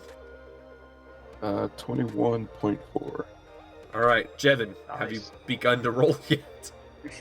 Yeah. What It's you not got? looking good. All right, what you got? It's a straight up 8. What's your give me the total and your mod. So 8. What was your Oh, mod? it's a 7.1. 7 point. So it's an 8.1 total. 8.1, yeah. Total sorry. and your mod 8.1. All right. Yeah. Yeah, that's for those of you at home. That's how I do things. That way, I can just sort my Excel sheet, and it makes life so much easier on me personally.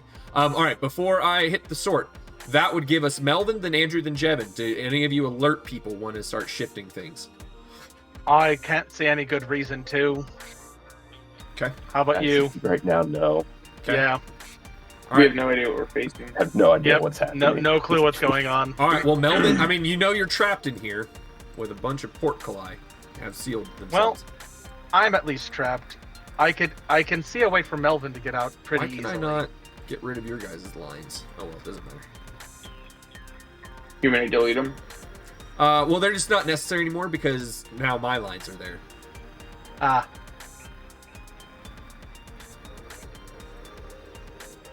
I got that one. I think it's because you're like too close to that one that it's causing it. That's fine. Well, buddy, well, what this I tells don't me, know what to do with you in here. I'm not quite sure either. Locked in the 7 minutes. middle So- with you. So this port. Could you please describe now that the portcullises are down? Yes. Could you describe them a little better for like how much space between the bars? Yes. So what you noticed was that across that 5 feet section, there were 4 spikes that when they come down, they're pretty thick rods. They're like 1.5 inches, 2 inches spike pure iron rods that come down. They do have a crossbar right at the bottom, and then again right about waist height. Well, waist height for Melvin, shoulder height for you, and probably Gotcha. like just the middle of the thigh boards for our Goliath friend over here. Gotcha. So what? That's 4. 2 inches is 8. 5 feet across. 4 and 4 inches. Equal distance for the 5. Shave a little bit on the edges. There's about 8 inches in between. Okay. Not much. Nope, not much at all. Now again, I don't know what wild shapes you know, but if you know the right one, you have an easy way out of here. But then I'd be leaving you in here. I mean, I mean, you guys do have a Goliath. Okay. we do have a Goliath who could at least attempt to lift the portcullis. Don't know how easy that would be. Or Maybe you guys should could have just done an- attack it. That's also an option, technically speaking, in the rules. You're not wrong. I don't. I mean, That's a good idea. I do have a Seems useless. magical. I do have a magical short sword, so it should, not get damaged attacking the pure iron bars. But I also don't know how much damage it's going to do to them. It's not like it ignores the property of a This thick is- iron bar. Kind of a very... What do you want to do, Melvin? You got the torch, too, so... I am thinking Uh-huh. of... When these are metal bars. They are. They're iron bars. Rods. Iron rods. What? I walk over, grab a hold of 2 of them, Uh-huh.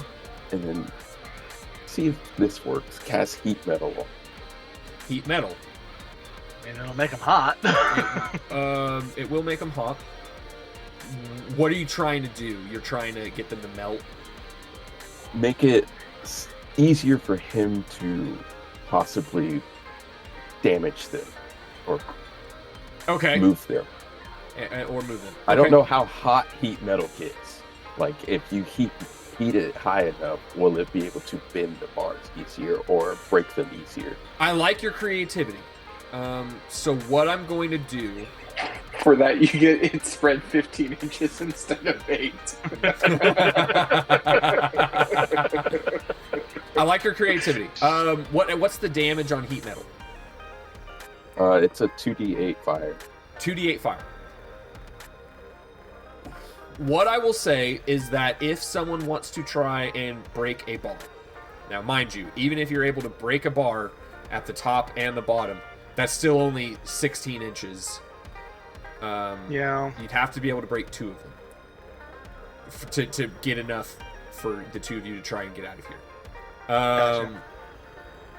I will consider, if you want to roll the fire damage, I'll just say that for this one time, because you're only going to get to heat the metal one time, that you can roll the fire damage and do damage to the bars, and we'll call that its advantage. And we'll call that this is the easier thing to try and break it. You're doing damage to it with the fire, essentially. Okay.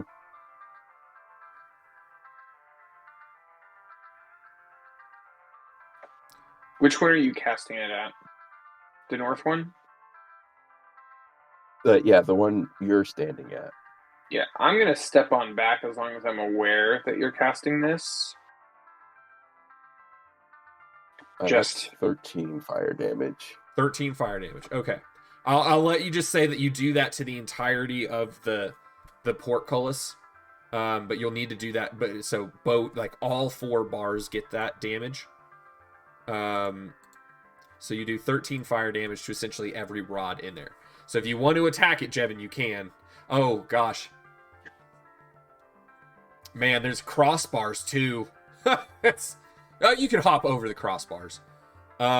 So there's 13 damage to all of the rods from the heat, Jevin. So you do want to. And we all see this portcullis turn red hot. Yes. If you were to attack it, Jevin, it starts out already damaged. If you want to grab it and lift it, I wouldn't do that. Now, without cooling it off. Right now. Without cooling it off.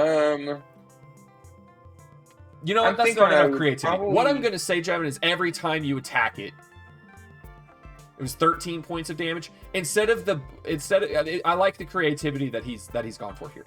So what I'm going to say is that every time you attack it, you'll get an extra 6 points of damage to it. Okay. If you succeed. That's what I'm going to say. Because the metal's heated. Okay. Every time you whack at it, it'll do an extra little bit of damage. Well, just for it to make a little bit more sense, I'm going to use the Warhammer instead of any of my other weapons, and I'm going to go ahead and strike it. Okay, roll to hit. It does have an AC. Try and bring in some blacksmith heritage from my ancestors. Oh, that's a nat 19. That will do damage. Nice. That'll do damage. So roll your damage to 1 bar. Oh. That's a 4, so a 10. 10 plus his 6, so 16. Plus the 6, so hold 16. Hold off on that, because technically speaking, it's not actually your turn right now. So keep that in mind for when we get to your turn. I wouldn't have done anything else. It was your turn in the initiative. I just have to make some moves here.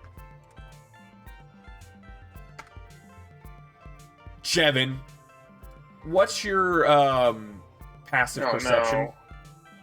No. Passive perception is 11. Is 11? Yeah.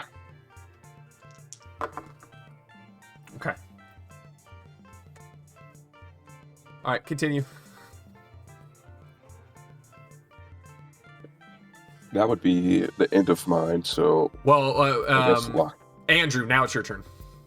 Yeah. My turn? It is, and I'm going to say that you don't see what's up there, Andrew. I just clicked back into the tab and saw that appear. Yeah, you don't know about it, though, Jevin, so... Nope. And Andrew, I'm going to say that you don't notice it either, because it's... considering how there's a big old Goliath in the way. Exactly, yeah. That's exactly correct, yes. Well, so what I see is, we seem to be trying to... Here. Yeah, that too. Okay. Well, it looks like they're trying to break through that portcullis there. I don't know if I can actually get close enough to do anything significant to the bars. I guess even being a small-sized creature, I determined that I probably wouldn't be able to squeeze through the bar. No way. Yeah, okay. Question, did you pick the statue back up? I did not. Did you put it down? That's right, you're right, I did not. I just set it back down, hoping that it would... So I'm going to go ahead and pick the statue back up. Free action. But again, since I don't have a way of getting through... don't have a way of squeezing through, and I can't get up to help break the bars or anything, I'll just stand back here and shout encouragement. Okay. Basically, I literally can't think of what else to do. You want to try? I will tell you. It's entirely possible, albeit difficult, to lift. What? Right. Yes, with my -1 strength, I should totally try to lift. It's possible. I didn't say That's true. impossible. That's true. We didn't even try. For all we know, it slams down, but it's not like locked into place. It's like, oh, actually, these are like really well oiled. There's like some sort of counterweight. It's gotta be reset somehow, right? Gotta be reset somehow. So just for the hilarious image, Yes. sure. On this portcullis right to the left of me, Okay. we'll say, Yes. I'm going to attempt to lift it. Okay. Roll a strength check.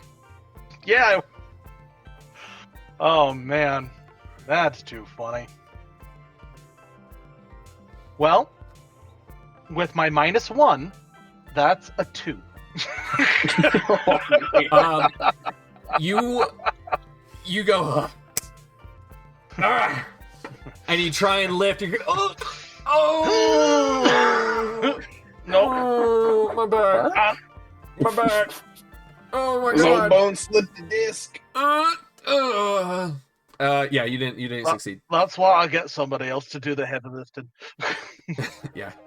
Have my All right. fingers crossed you're gonna get like adrenaline for being fearful. And you Right, got, I was like, I would have loved like a nat 20 to be like, nat 20 for a total of 19, which is like, well, the DC was 20 anyway, so there's literally no way that the And what anemic is halfling can do it. what is your passive perception? My passive perception would be a 14. Okay. You didn't quite notice it. Okay. As you were focused on the gate. Yeah, absolutely. All right. Now, Jevin, you attack it. You got the attack in. Yep. You did. What was the damage total? It was 10 plus the 6 fire damage. Yeah, so 16 total. 16 total. Okay. You take a chip off of it. Moving on. Chip. Perfect.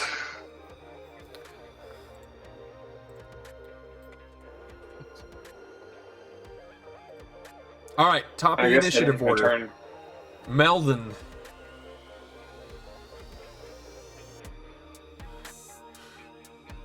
Oy, oy. I also do not see this thing. I'm gonna say no, not with the giant in front of you, and you guys focus squarely on the.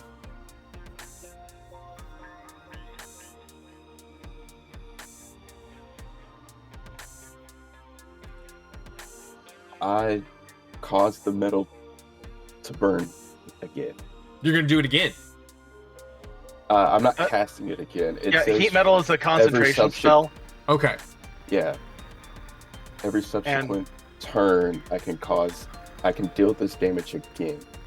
Okay. Yeah, If the as object a is bonus within action, he range can of just me. do it again. He just Okay. keeps it. I'll give you the choice to either re-roll the damage or to keep the last one you had, which was 13. 13 doesn't sound like it was awful off, what, 2d8? Yeah. But I like it. I mean, you're 3 points from maximum, but okay. We're gonna keep the 13. Okay, you can keep it 13. So the next attack will gain the 6 again, Jevin. Okay. Unless you guys wanted to let it cool, in which case, okay. All right, very good. Here we go.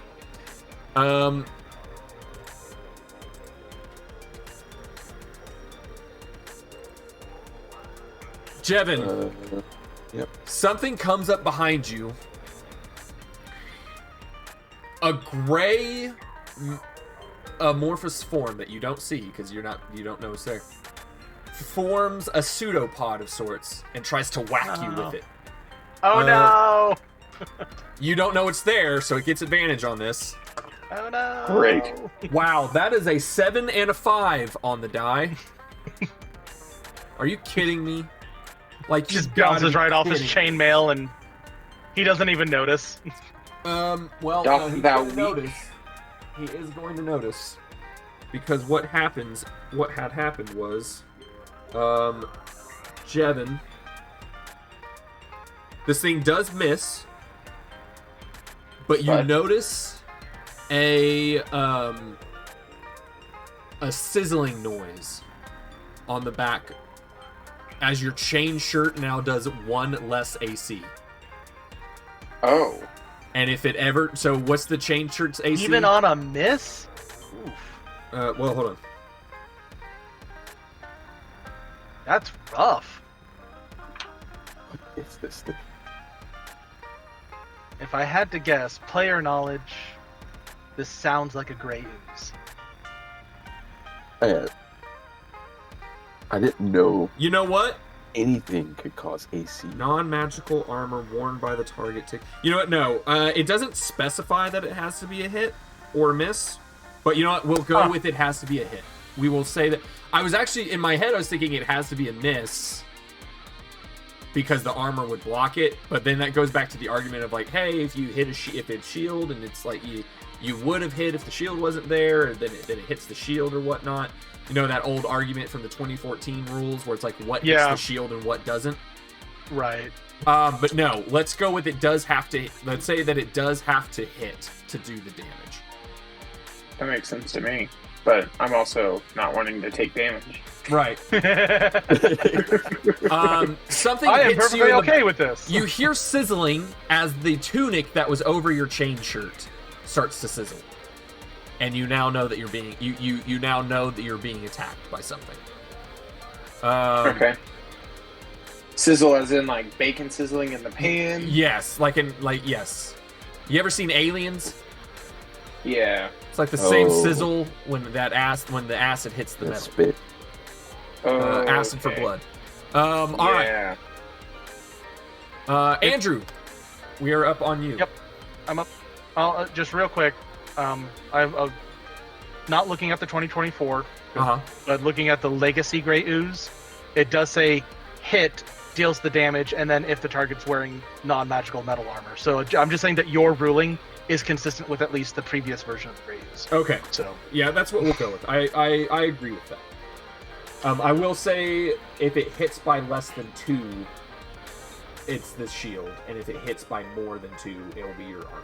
Is what we'll go with. that makes sense since the shield grants the +2. Yeah, that's what I'm gonna go with. That's how we're gonna figure out which piece of armor gets determined. So Fladnag, did you make any sort of noise of surprise, or did you make any sort of commentary? So I wanted to ask, like, am I at this time able to actually like turn around since I hear it? I will allow, if you want to use your reaction to turn around, spot it, and exclaim a short sentence, I will allow it.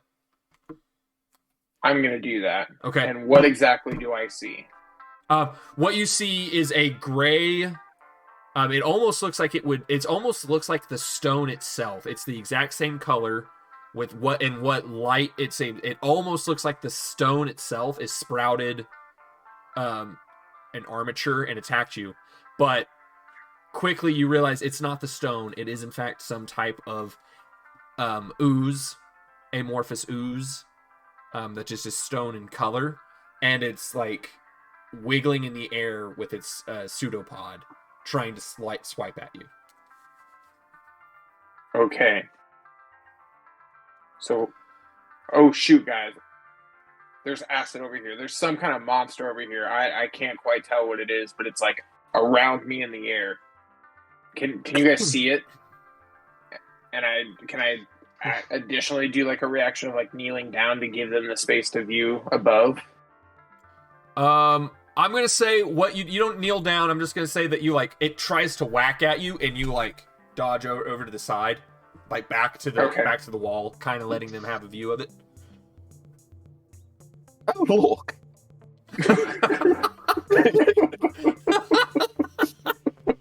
Oh, that's just Pete. That is. Right then. So it's my turn. It is your turn. Right. So, I'm going to, knowing that that's up there with him, I'm going to, since I hadn't noticed anything on without paying much attention earlier, I'm going to now be taking a good look down either corridor down here to make sure there aren't any more of these trying to sneak up on us. Go ahead and give me a perception check. All right. Freaking A. That's an 11, so that's worse than my passive. Okay. So it looks fine. Looks fine, right? I don't like this. I really don't. But I got my mate who's Actually, getting attacked Andrew, on the other side over there. Here's what I'm going to say, Andrew. Because technically it's not hiding, it is in front of you. So we can't say that it's taking that hide action. Okay. It does blend in. Okay. And you got an 11. What I'm going to say...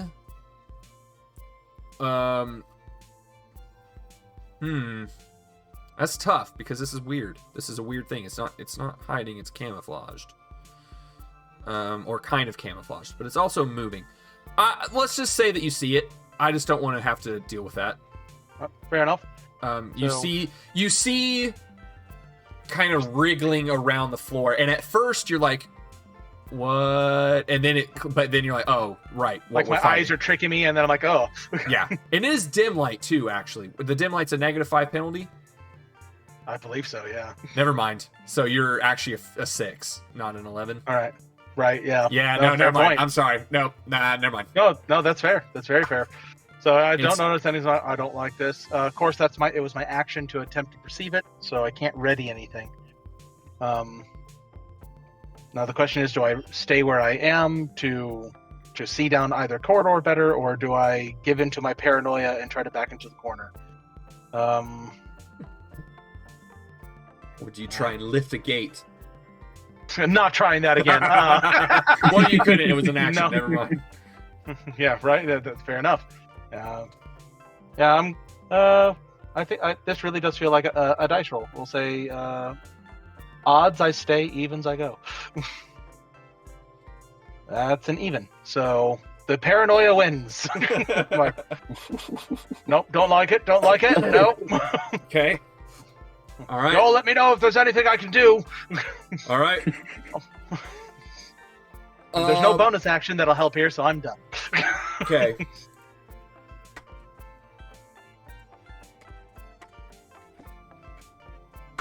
Now, you're looking, Andrew, and I'm going to say that you see this. Melvin, I'm going to say you're looking at the direction of orange, so you don't see this necessarily. May I use my reaction to say, crikey, it's in there with us! Yeah. Oh, crikey, that's Australian. So whatever. I'm so scared I developed another accent. What you see, you back yourself into a corner, and then the ooze comes up and snakes its way through the bars without even having to squeeze, and then wriggles up and looks to strike one of you two. Torin, look out! All right. There's and my then reaction. it will attack. Let's see. Evens odds. I'm sorry. Fair enough. Andrew evens, Melvin odds. That is an odd. I'm going to say, was that warning enough? I'm going to say no, because it's not like you're just going to turn around with your shield. So I'm going to say that does have the advantage on you. But you've got your barrier tattoo, which means your AC's... What is your AC now? It's magical, technically. It is magical. 19. 19, yep. And it's magical. So that's an 11 on the die. Counts. That's an 11 on the die. There's no way that's going to hit. I'll double check the math for the total. I just turned around. What the Yeah. Are you doing lock? Oh. Okay. That does not hit. That does not hit. So, but it does hit you, and you do feel your barrier activate. Which you hear no sizzling as it protects you from the corrosive effect. That is its turn. So now we are to Jevin. And then we'll be at the top. Well, I have one more ooze, and then we'll be at the top of the initiative order. So I'm an idiot. That attack actually didn't happen because it had to dash to get 20 feet of movement. It only has 10 feet of movement. They're very slow. They're very slow. So that attack actually didn't happen, but it was cool to think about. All right, Jeff. That's cool to think about.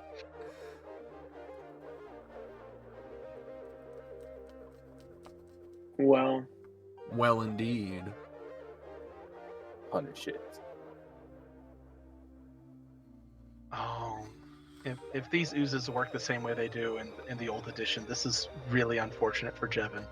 And I'm trying to figure out how it works. Like, I can't find anything on it, so I can't even determine. I have my Warhammer in my hand. I've already tried to attack the iron bars.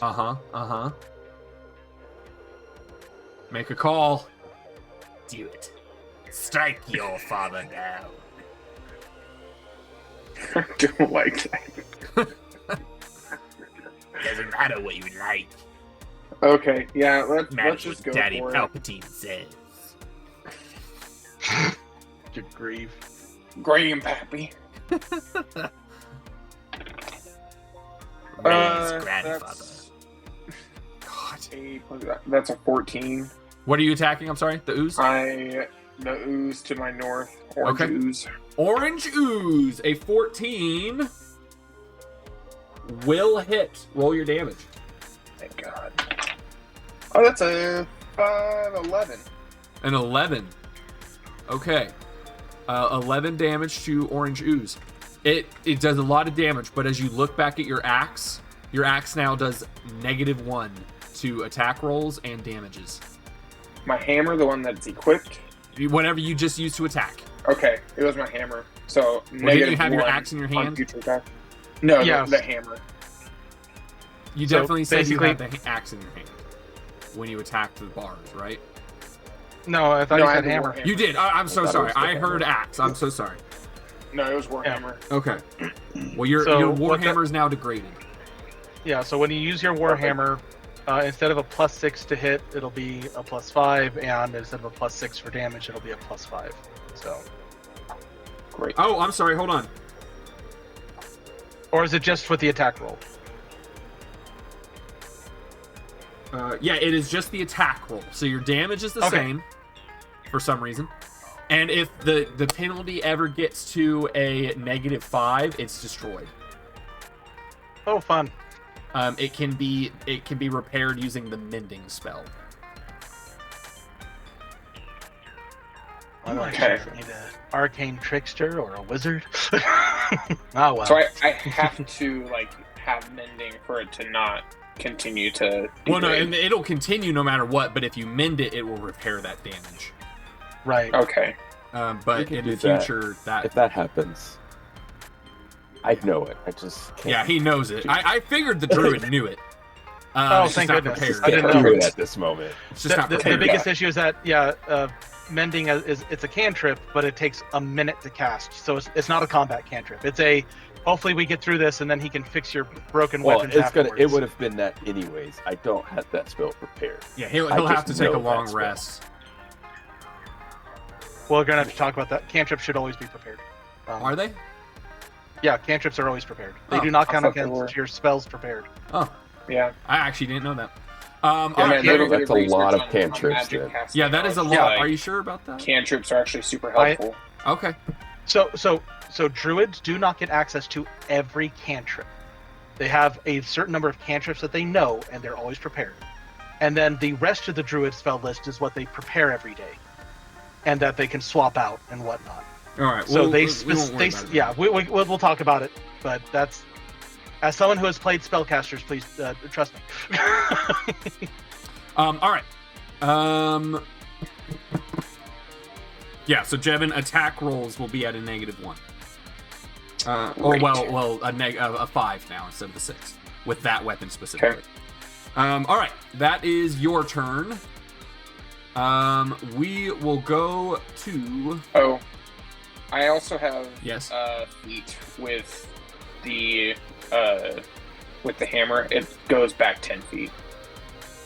Oh, the weapon As a mastery. weapon You push it mastery. back 10 Yeah, feet. the weapon mastery. Okay, very good. That is fun. Wham! Just I am not force gonna it to have to forget that. crawl I'm up gonna every make it, time. yes. It will use your 10. It will use its 10 feet of movement. Gosh darn it. All right. That's actually amazing. I love it. Melvin, and then an ooze that you guys don't know about, or rather you don't see, and then ooze orange, fair. and then Andrew. But Melvin first. Melvin first. So here is a great question. This beast is a large beast, but it is a snake.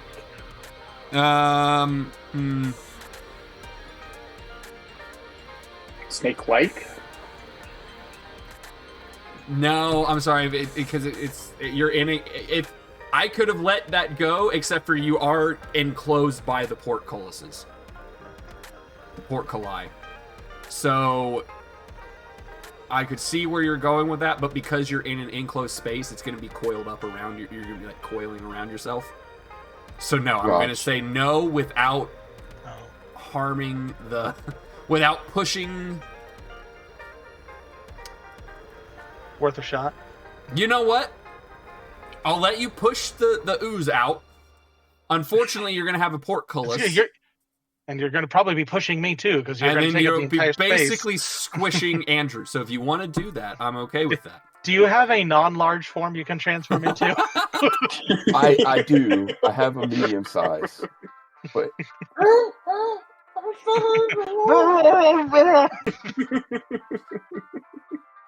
I will go with one of the medium forms. Or just spellcast. Spellcasting an option here. It is if my spells actually did things to combat. Just make your shaft ready again. You know, just shillelagh. I was gonna say shillelagh would probably be a good option. He'd be dropping the.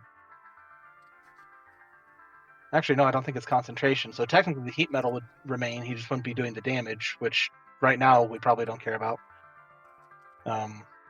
I know he doesn't want to go for Starry Wisp because that would be a ranged attack in melee, which is at disadvantage. I will do that. Your shillelagh? Yeah. Shillelagh! Alright, bonus action shillelagh, and then you make an attack action with it. Correct.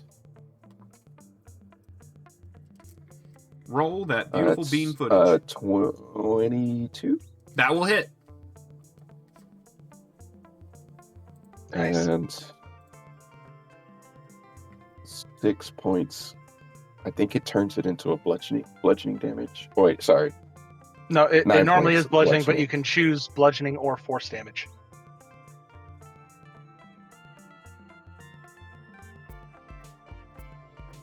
We'll go force. Force damage. 6 points of force damage. 9 points. 9 points of force damage. Okay. Now, I don't believe it turns it into a magic. It doesn't specify that in the description that I'm finding. It says a clever quarterstaff you're holding is imbued with nature's power. For the duration, you can use your spellcasting ability instead of strength for the attack and damage rolls of melee attacks using that weapon, and the weapon's damage die becomes a d8. If the attack deals damage, it can be force damage or the weapon's normal damage type, your choice. So it doesn't specify that it becomes a magical weapon. I don't know if it ever did specify that. I'm going to say that it damages the whatever you used then. The wood. Oh, good. Yeah. So that'll also take a -1 to its attack rolls.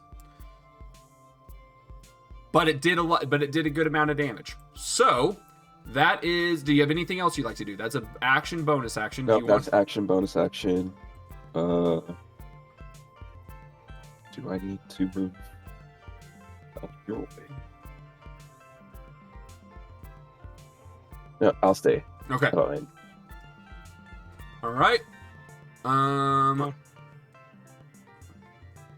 And in defense of that ruling, there is a spell magic weapon which specifies that you touch a non-magical weapon, and until the spell ends, it becomes a magical weapon. All right. Very good. For the duration. So since Shillelagh doesn't have that language on it, Yeah. it also, that said, it also means that if he ever finds a magical, well, he has the moon club, sickle. He does have the moon sickle, but he can't Shillelagh the moon sickle. No, it has to be a club or a quarterstaff. True. But I don't know what his strength score is. He may prefer... No, I mean, but it would prevent the penalty. Is all I'm just saying. Right. Right. I was just saying, if he finds a magical club or quarterstaff, he could Shillelagh it, and it wouldn't conflict. All right. The orange ooze moves its 10 feet back, having been thrust. And what it doesn't move along the ground. It climbs up the wall and attacks you from the wall. I don't like that. It rolls a 16 to hit. Does not hit. Does not hit. All right. Continue to maintain my AC. Woo! Yeah. All right. Then that is its turn. We are at Andrew, and then Blue Ooze, and then Jevin. All right. Well, I don't like this thing. I am going to go ahead and attack it. Since I have nowhere to go anyways, I'm going to bonus action steady aim. Okay. I Sure. have no, so that I have advantage on this attack, attacking with my magical short sword. Okay. Maybe I can get a crit. That would be fun. However, instead of a crit, my best roll was a 15 total. That will hit. All right. I will get sneak attack for, let's see here, 13 plus 5, 18 points of magical piercing. It goes away. It goes away. Hey, all right. Nice. Yeah, you slice through it as it wants to. It starts looking between the two of you, what you think it's looking, right? The pod moving around. Little pseudopod. And it starts to lunge, and as you do, you swipe at it, causing it to lose its form, and it split, and it wriggles, and then dissolves in front of you, leaving a steam coming up from the stone. All right, that is your attack. Your bonus action, you can't move. Can't move. Bonus action, yell encouragement. They can die. They may not bleed, but we can kill them. All right, well that was you stopped it. It was gonna go next, so it's dead. Jevin. Woo! And then Melvin will Taking come the to you. Warhammer back to the other ooze. All right, roll to hit. Remember, it's only a +5 now.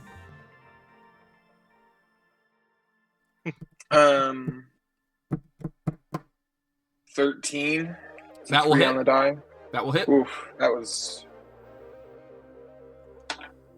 Yay! Ooh. They don't have A high 10 AC. with the -1. Well, you don't have a -1 to attack rolls, or to damage rolls. Excuse me. Yeah. You don't have that's any right. negatives to damage. So Yeah. That's So what I mean. so 11. So I rolled a 5 on the die.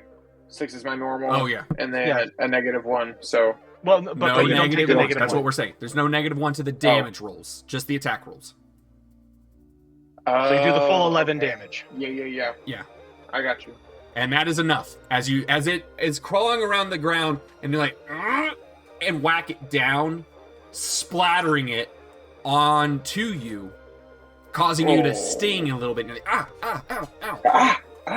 ow. But luckily, there's no armor down there to be damaged, so you do destroy it. But maybe you've learned something here today, and that is don't splatter the acidic amorphous blob. Too bad they dissolve so quickly. We could have maybe tried to gather the acid, try and melt through the bars. Yeah. Oh well. That probably would have been smart. All right. That is a good action. Do you want to do anything with your bonus action? No, I don't think so. Okay. I can't see anything that would really help me. All right, Melvin, we are back to you, sir. Alrighty.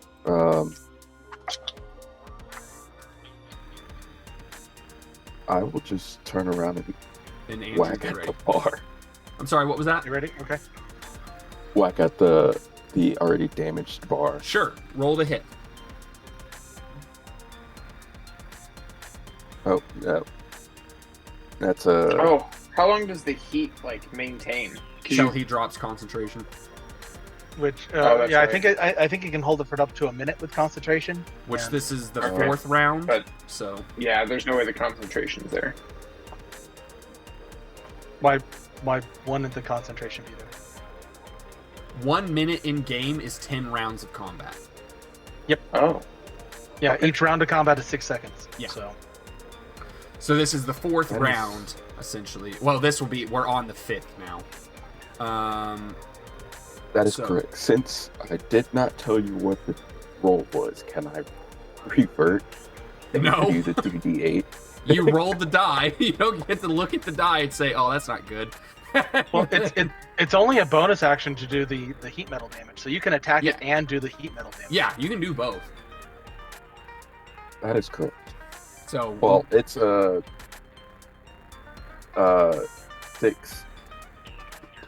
to hit. All right, that misses. A 6 total? Yikes. Yeah, What, roll the did 2 you roll on an the apple? dice. And the shillelagh -1 because of the damage of the weapon. The 2, 4. Huh. What's your spellcasting modifier? What is your spellcasting modifier? 4?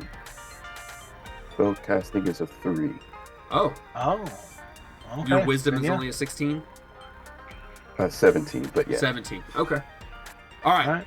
That will miss. Yes. All right, but you do the bonus action. You heat the metal. So if anyone wants to attack it, they'll gain that 6. Want to step back so I can try and get in there, take a swing at it? Sure. All right. That is Melvin's turn. All right. Andrew, we are to you, and then we're coming to Jevin. All right. I'll go ahead and step in, now that we don't have any oozes to deal with. I'll go ahead and use my +1 short sword to try and whack at that bar that we've been trying to dislodge so that we can get the heck out of here. All right, roll the hit. That would be a 16 to hit. Misses. All right. Misses? That misses. Dang. Curses. It's really tough. Anything else? I will go ahead and step back. Okay. I want to provide open space, you know. Yeah. All right, Jevin. Can I use my crowbar and see if I can start like trying to pry it up instead of trying to hit it again? Yes. Let me see how I want to do I have a this. strength of 18, so... Yeah, here's what I'm going to say. Because you're strong enough just to make the check, however, the metal's hot, so you do want to use the crowbar. So what I'm going to say is that you can make the strength check at... I'm going to say that the crowbar just lets you make the strength check at a regular check, but you're never going to be able to lift it up beyond what the crowbar can go. Oh. So the crowbar is letting you attempt this without burning. Right. But you could try and use the crowbar as... no. Yeah. No. Unless you want to make the check at a disadvantage. Here's what I'll say. I'll give you this choice. You can either use the crowbar to pop it up, but it will only ever go just a little bit high because of the crowbar. You'll never take the damage. Or you can make the check at disadvantage with the idea being that you're trying to use the crowbar just as like tongs to lift up and lift it off of the ground. You know what? Does that make sense? Like you're basically using it as a handle. Yeah, so I'm like, I'm trying to get it around and then get it underneath so I can like pull it. But because of the awkward nature of it, it'll make the check. I don't have like a very good grip on it. Yes, you'll make the check at disadvantage, but you won't take the heat metal damage. He lost his here. Hold on.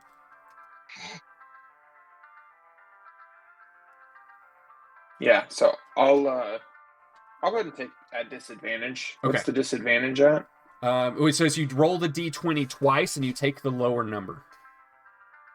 Oh, there's a 15. Okay. What's the second? And a 5. What's your strength is a 4? Modifier is a 4. So it's a total of 9. Yeah. That is not enough. Your it starts to feel like it's gonna go, but then you just like it's the weight of the portcullis is too much to use the crowbar. Can't quite get it, guys. Yeah, I mean, you could just grab onto it and make the check, but you'll take the heat metal damage, or you can keep trying with the crowbar at disadvantage. So those are your options, or to attack. But that's your turn because that's an action to do. I do have something to do here. The third ooze. Yes, the third one. All right. Melvin, you're up. And then we're coming to Andrew.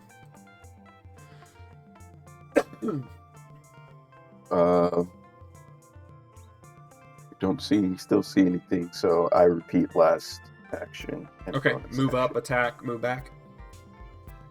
Yeah. All right, roll to hit. That's a 23. That will hit. To hit. And I'll say in your bonus action heating, so. Yeah. All right, roll the damage plus 6. That's 7. Plus 6. 13. 13. Okay. All right, very good. Excuse me. All right, and then you move back, and that's the end of your turn. That's 6 turns of the heat metal, so we got 4 turns left.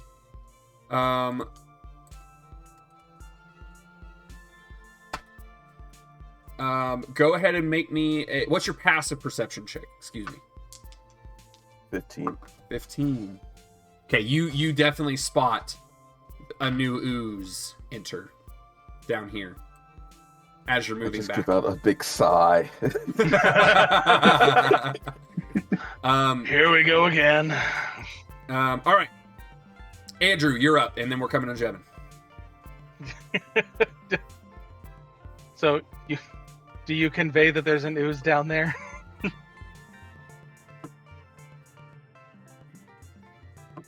He's talking Yeah. to you. Yeah. Yeah.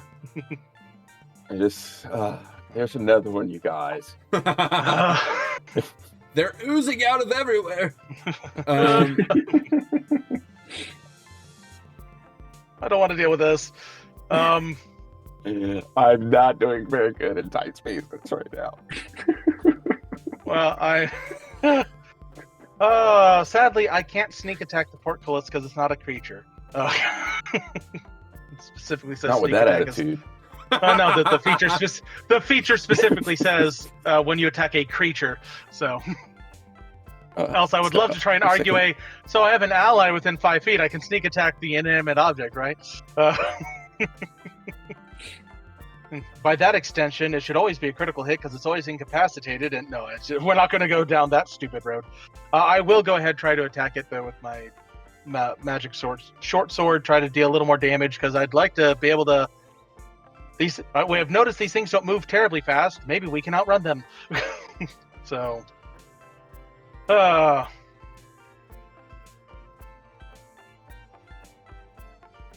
hitting it. Not with a nat 2. Good lord. Wow. That's not happening. All right. However, I will go ahead bonus action hide, knowing that there's another one coming. All right. We're still in combat. Holy crap. Okay, hang on. So, fun rules interaction here. Rolled at advantage. I got a 3 and a nat 1. I can re-roll the nat 1, though, because I'm halfling. Good grief. To a 5. All my dice hate me now. Yeah, So 5 plus 8 is 13. I fail the DC 15 hide check. It won't matter, Andrew, because they have line sight. Oh, well, I didn't know. I mean, it makes sense, but I'm telling you now so you don't feel discouraged that you failed this you are always going to fail. I will always fail. All right. Yeah, you don't know that though, but yeah, you're like I don't feel bad about it. All right, Jevin. Well, I tried. Well, kind of want to bounce something off of Locke really quick. Part of my background is that I do have the ability to,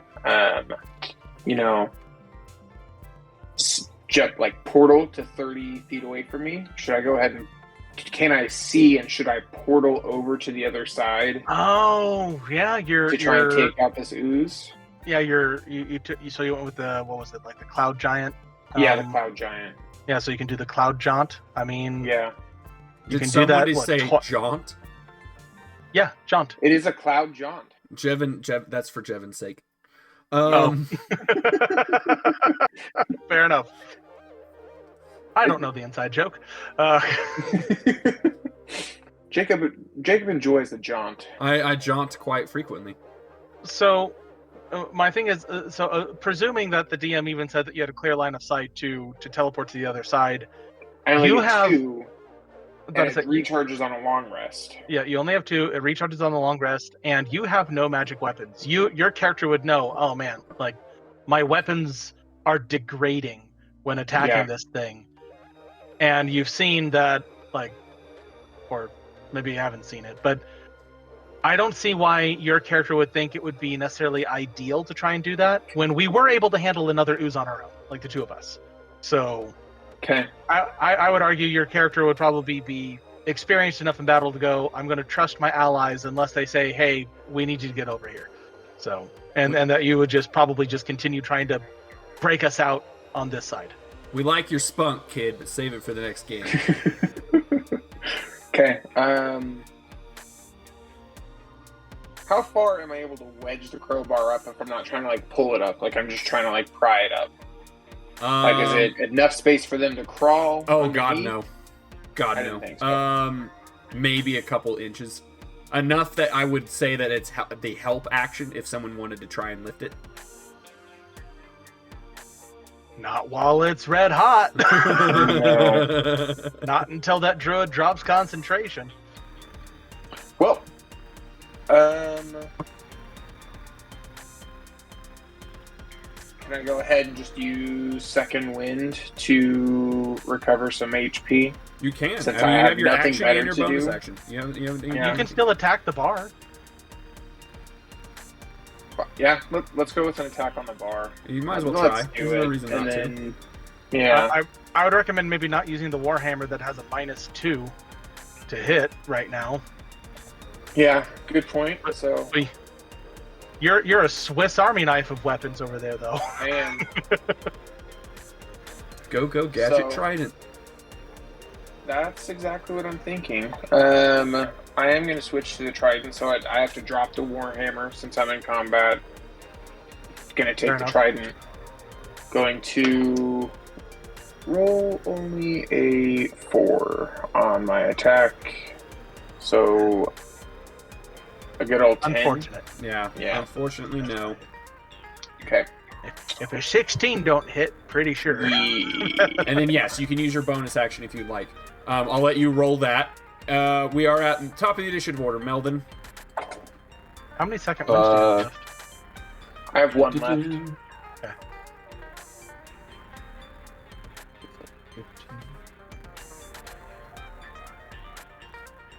I gotta get a haircut. This is getting unwieldy. I've been noticing my hair on the sides is getting a little crazy. I'd at least like a trim. Being that this is the only thing I can think of, I'm just gonna start this bit. Okay, very good. Not a bad decision. Oh boy. 14. That will hit. Nice. Oh boy. Oh boy. That's 7. Radiant. All right, very good. Anything else, good sir? How is Flagneck actually looking? I'm up to 34 now. Okay, so not bad then. Not bad at all. After the second one, I will then end my turn. Okay. Oh, Oh, but you could mend my Warhammer that's Out on of the ground. combat. It's a minute to cast. Yeah, There's no reason to out of miss. combat. Oh, Plus, okay. we have to have a whole discussion about cantrips. Oh. alright, I'll do that. That's Okay. In turn. Oh, and he moved away. Okay, very good. 1, 2, 3, 4. It climbs. Actually, it does not climb in with you. What's its intelligence? Not climb in. Hold on. What's its intelligence? Let's see. Didn't I hear a die roll? Stupid.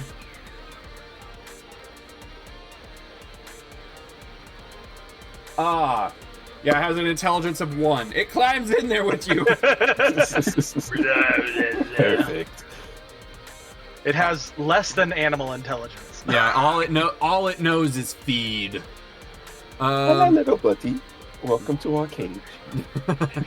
Well, that's its action. It's got nothing else. So, all right. This is my friend. Whatever you do, don't smash it and make it go everywhere. All right, Andrew. That's. Don't smash it. I pierce. All right. Just because I don't want to risk really fluff. It sounds like these things have low AC, but I will go ahead bonus action steady aim to really try to make sure that I can get this thing with my magical short sword. Rolling at advantage. Yeah, that's going to be a 24 to hit. That will hit. That was a And- good roll. Thank you. Damage is going to be 15 points of piercing damage there. That was It's enough. still up. That was enough. That was enough. It Yes! had 15 points remaining. Like, I was I willing must have missed the description. What's happening to these things once they're dead? They're just- losing consistency and very quickly dissolving and steaming up and taking some of the stone with it. So they're sadly Okay, not so leaving they behind are any deposits for us to use. They are disappearing. Yes. Okay. That's what I was thinking. I didn't Yeah. know. I must have Yeah. went somewhere when that was being said. Honestly, if I was smarter, I probably would have let it stay as a pool and let you guys do something with it. But honestly, guys, it's not that hard to lift these gates. Just saying. Well, maybe if we don't have the halfling do it. Yeah. I mean, May- you guys will you'll get it. Like it's fine. All right. That was Andrew. Andrew, are you doing anything else? You can't. You bonus action, no, I can't. action, and you Yeah, can't move. I bonus All right. action. I can't even. All move, right, Jevin. so. The heat metal continues. 3 turns Well- left, or 2 turns left. I think I've lost track. I guess I'll take the trident and take a good old whack at it again with Very a natural 16. Is Uh, that enough? What's the total? It'll be 22 total. That will in fact hit, and you'll do an extra 6 points of damage. Well, yeah, he didn't technically say he heated the metal, but I'm gonna go with it.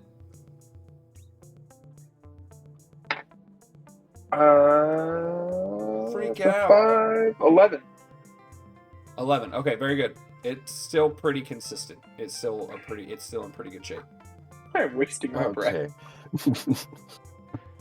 It's deformed. You're getting there, but it is. It looks like still a a thing. cage that I would still use to keep something in it. Yes. Yeah. Which is why you're still in it. Yeah. And as a reminder, you still need to do this all over again with another rod before this one will even break. So. All right then. Maybe. Where are we out of this combat No. initiative? Nope. Oh, Okay. There's more out Maybe there. we all. Maybe we all to just I'm- stop with trying to break it. Look, and I'm dropping it. Okay. Well, it is. Yeah, it is Melvin's turn. He drops it. The heat, because it was magically being heated, it automatically cools off. It's still warm to the touch. hooray for magic! Yeah. Hooray for the Look, DM guys. just wanting to get this going. I'm new to That this is the whole- correct interpretation, though. Of magic, yes. No, I'm saying that spells. The Oh. general rule for magic is spells do what they say they do. If the spell doesn't say, "Hey, it remains heated for X number of minutes or whatever after it ends," then Yeah. strictly speaking, it would just instantly cool back down. All right, very good. Oh, sorry. All right. Anything else you like to? Well, what would you like to do? You're just dropping concentration. That's not even a requirement of an action or anything. Is there anything you'd like to do? Oh, it's not. Oh, I didn't know that. I am. Well, you're standing there. Yeah, he never. Is one of your smaller forms strong enough to try and lift this thing? Or would have the appropriate anatomy to try? I don't. My forms aren't necessarily small. I have a smaller form, but they're not small. I just like one that go be crushing me up against the bars. You said a badger? I can do a badger and a panther. Those are the only two that I can't crush you with. I get the feeling that a badger isn't known for their great strength. I'm going to miss your attitude, but not their strength. And looking at this ground, it's not like I could do anything to the ground either. Right. Right then, so as soon as I can move, how about wait? For some reason, I can't walk at this very second. I had to really set my stance and everything. And just give me a moment. As soon as I can get out of your way, I suggest that you help our big giant friend here with actually just trying to live, because trying to beat through these bars is just going to take we'll die of old age first. I'm thinking. Yeah, we're not getting very far on this. A couple days. I don't really. I want to attempt to lift the southernmost one. Okay. Since I can't help with the north one yet. Sure. No, that's fine. Go ahead. Make a strength check. I mean, not a very strong person either. Uh-oh. If anything, we are exactly the same strength. Oh no! Since you're so much taller than me, I just assumed you'd be stronger too. Yeah, I spent a lot of my life inside of my animal forms. Fair enough. That is a 16 on the die, -1, 15. That lifts better it. than my attempt. That lifts it. Oh, I get it. You don't reset it. It doesn't go back to reset, but you're able to lift it off of the ground, and kind of like hold it, at chin level. So someone will be able to go. But then we still have to get him through here. Well, there's multiple paths. You guys don't have to stay together. We have 18 minutes until my hard stop. Do you really think splitting the party's the right option? Maybe. I will hold this gate. All right. And hope that he can lift his side. Okay. And both of you can get through under this one. Or if we go back the other way. All right. He's holding the gate. Andrew, you're up. Freedom! Scurry through. All right, big boy. I only got 6 seconds to hold this sucker open. All right. I guess I have to go down here. I don't know. I lift it. All right. Strength check. Oh, that's an at 20. Okay. There we go. All right. You're you able shove to it all the way back into the because ceiling. I am a liar. Yeah. You're able to lift it, and I'm going to say that it costs you only 5 feet of extra. I'm going to say it's an extra 5 feet of movement to move past it, just so that you make sure that you've got it held, right? Okay. Does that make sense? So you're holding it, and then you got to shimmy, yeah. And then you let it drop behind you, and then you move forward normally. So you got 5, 10, and then you've got an extra 20 feet of movement. And that one's being held for you. And you're just leaving him. Very good. Well done, strong man. Can I take that back and hold it for him? That's yeah.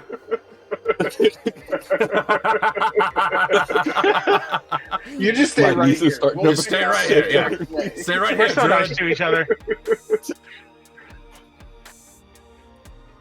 Okay, so I'm leaning up against the wall at this point, like holding it up with one arm, and just like, all right, come on through. Step on through. Okay. I don't know if you're going to give him any mechanical benefit for this, but Goliaths do have powerful build, which advantage on any saving throw made to end grapple, but also count as one size larger when determining carrying capacity. And I realize that carrying capacity and actual lifting are different, but didn't know if you. No. Okay. No, not for this. I tried. He's strong enough. I mean, That would have been great. he's strong enough that I'm just making it cost 5 feet of movement, and that's it. Fair enough. All right. Here's what I'm going to say, gentlemen, because we are getting closer in time. With you, actually, you know what? I'm not going to say it yet. Keep going. Okay. I want to see something, and then I'll make my call. Okay. Well, we figured this part out. No, we didn't. Onwards. This thing's having a hard time focusing. Do I see anything? I've been down in this corner. For a while. Yeah, with the light coming with you now. Reveal. There's a portcullis in front of you, and then hooks. Oh, it's closed. Yeah. All right. Oh. Right. Fladnag, congratulations. You get point now. Because it looks like push myself up against the wall. Yes. Looks like all of those things that I thought jumping would help. Nope. Which, Well, we're still in combat. We're still in combat. Oh. So, well, Yeah, it's fair your enough. turn though. It's your turn though. So you were here. is. You're holding it. Yeah, I was right here. Okay, you're gonna have to squeeze past them because of the narrow passage. So they will count as difficult terrain. So 10, 15, 20, 25, That's 30, right there. and then you can action lift it up for them. Perfect. Taking action, lifting. Oh, with your, are we doing a strength check? It's a strength check, yeah. Oh, well, I only got an 8 total, so 8 I total. think I got a little exhausted from the prior lifting. All right, he didn't get a good grip on the rods on this one. Yeah. Didn't quite get there. 1, 2, 3, 4. Oh, jeez. right. That's why I wanted. Because technically speaking, it can still catch up to you guys. Right. Who's up Bring next? it on. Oh, I'm sorry. We're back at the top of the initiative. So Melvin, Andrew, then Jevin. Madge. Sheldon. Do I see this? In the dim light, what's your passive perception? It's 15. In the dim light is gonna make that 10. It got a 9. Yes, you see it. You hear squishy, moist noises behind you, and you realize, uh-oh. I just turn and fire. Another wisp. Okay. Roll the hit. It's just out of pure anger. I am sick. I'm sick of these mother-loving oozes in this mother-loving cave.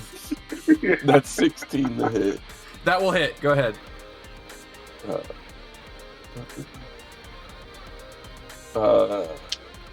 That fit?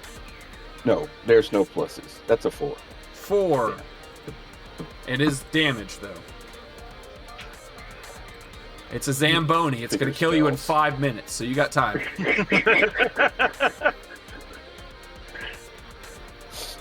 All right. Yep. That is your turn, sir. Andrew, and then Javine may attempt again. Right.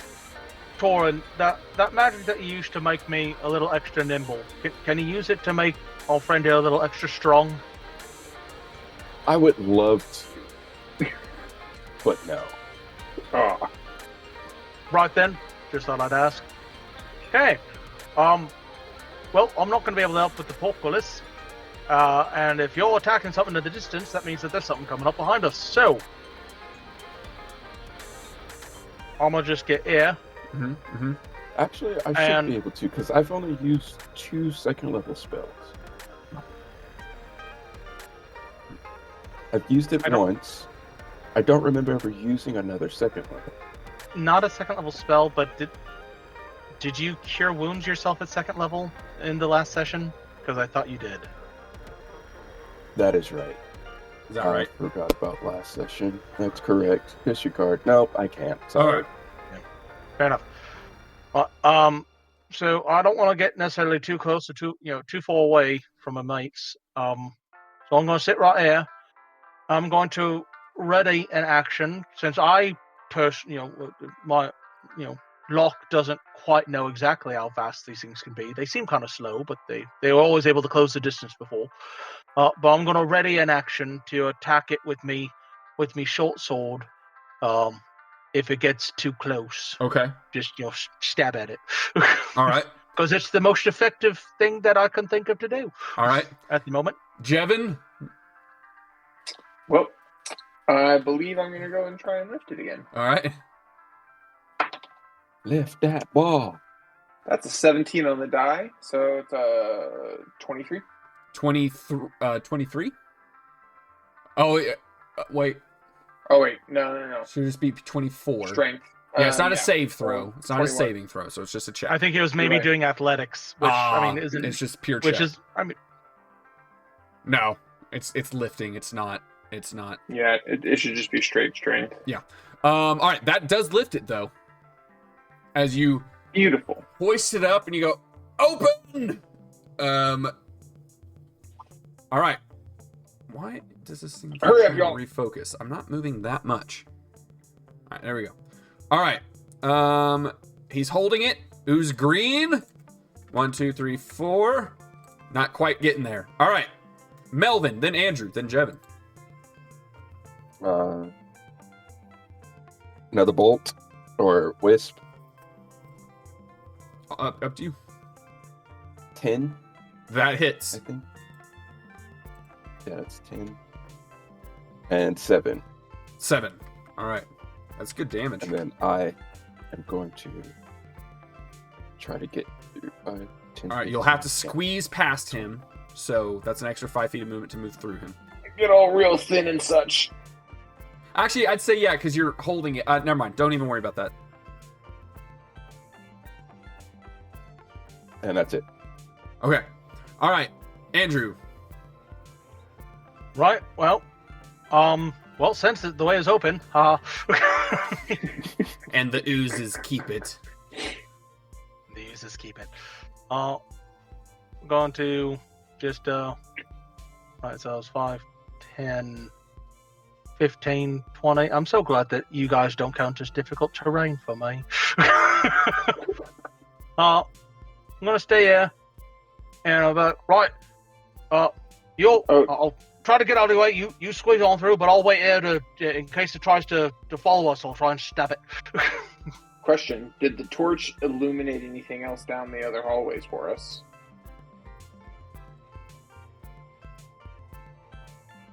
There you go. Nah. Not a whole lot. Huge help. Fair enough. Here, I'll give you one more. There you go. But I figure, since I know we're being pursued, and we need him to be lifting the way, I'm like, cool. I'm gonna get just on the other side, like, let him squeeze past me. But I'm gonna be readying my action to, in case it catches up, to try and take a literal stab at it. All right, Jevin, your turn. Cost you 5 feet of movement to move past.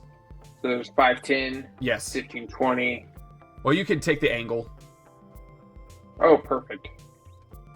So, actually You got 15. 15. Here's 20. Before I go any further, do I see anything else? Can I make anything else out from here? Not without the light, no.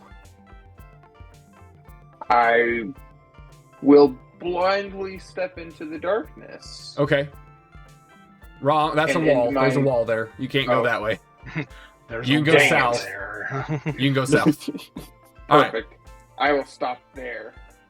All right. And You unless I feel need to you feel roll- the stone in front of you, so you know you've hit the stone wall, and then to your right you feel bars. Okay. Oh, well, if he can feel the bars, He can't make a to check. lift them. I will make a check to Okay. try and lift, assuming that it's just like the others. Okay.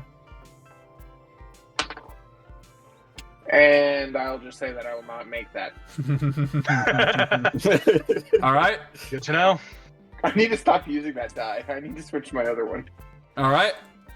That is a thing. It's put it in Dice timeout. jail. All right, Dice jail.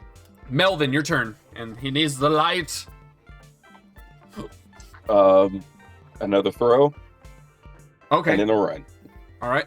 If you can be constantly trying to whittle it down, that'd be great. That's an 18 on the die. Oh yeah, that'll do. Let's go. And that's another 7 damage. All right. Nice. Nice. It looks smaller in its amount. In its volume. All right, there you go. Oh, sorry, hold on. There we go. He's still in the dark. He was still in the dark. His Chadness, his 5 o'clock shadow was casting. A light bends around him. All right. It's a sweet shadowy figure. All right. Fladnag has discovered active camouflage. Yeah. Engage active camouflage. All right, Andrew, you're up. All right.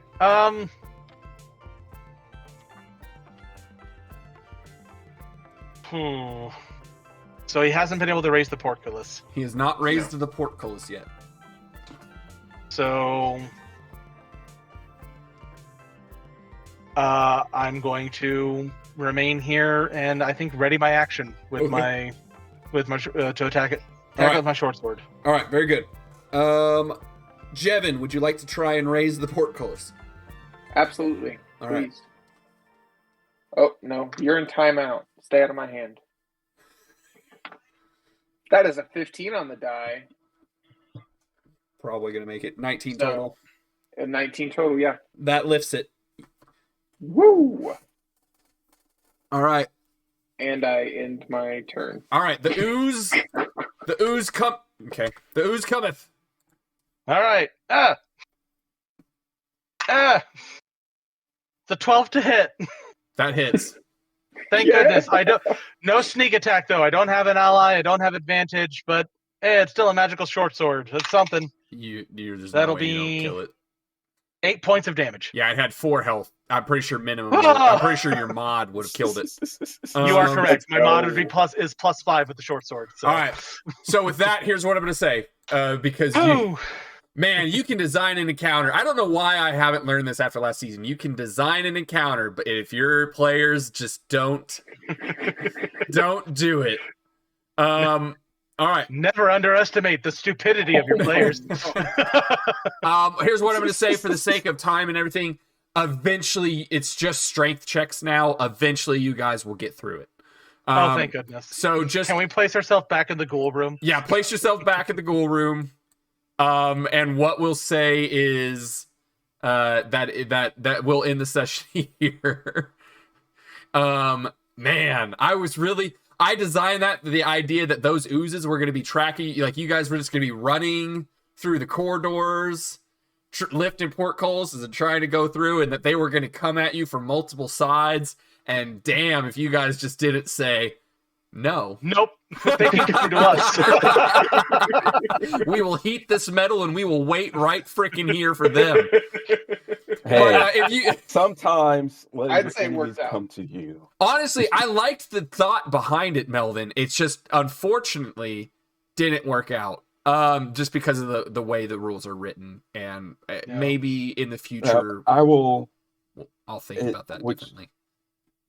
Would you guys be opposed to possibly taking the long rest here? I was going to suggest a rest. It would let you get your spell slots back. And I'm asking because now I probably need to actually sit down and actually read what all the spells can do and maybe potentially recycle my spells. All right. You know what? We'll talk about this offline. Let me end it so that Andrew can go about his business tonight. Thank you guys so much for watching. If you enjoyed it, hit that like button, hit that subscribe button. Thank you to Jevin, to Melvin, and to Andrew for making time for this. Links will be in the description to my main channel, Fairly Critical, to Andrew's channel, Papa Pandawan, as well as probably season 1 of Coast Hold, which is our main campaign. Thank you guys for watching. We'll sign off here. We will be back next week, where maybe Melvin will have a prepared spell list with stuff that he knows what he's doing. Thank you guys, though. Have a good day, night, or whatever time it is you're watching. Bye. Bye. So, Zoe had a, hold on. There we go. Zoe had a color run today at her school. Oh, fun. And, yeah. And she's very excited about it. She had a lot of fun. Yeah. She sends me a text. My wife was there. She sends me a text message along with my sister and my mom. And this is just an idea of the family that I grew up in.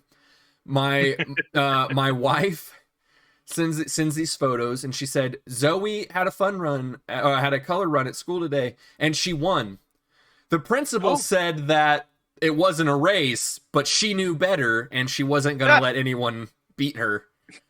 Oh, and, she's your daughter. And she's my daughter. Exactly. I texted back. I was like, no, she's right. It wasn't a race. That would imply the other children had a chance at winning. And my mom texts back, and my mom's like, that's right. Coming in second just means you're the first loser. So Zoe fits in with our family. Zoe is indeed that gives me greater insight into your psychology. Sir. That's exactly. no, knowing that was your mom's response, I'm like, okay. It's all starting to come together now. Oh, you should. I mean, that's nothing compared to my dad. My mom's the nice one. Yeah, more puzzle pieces. Right.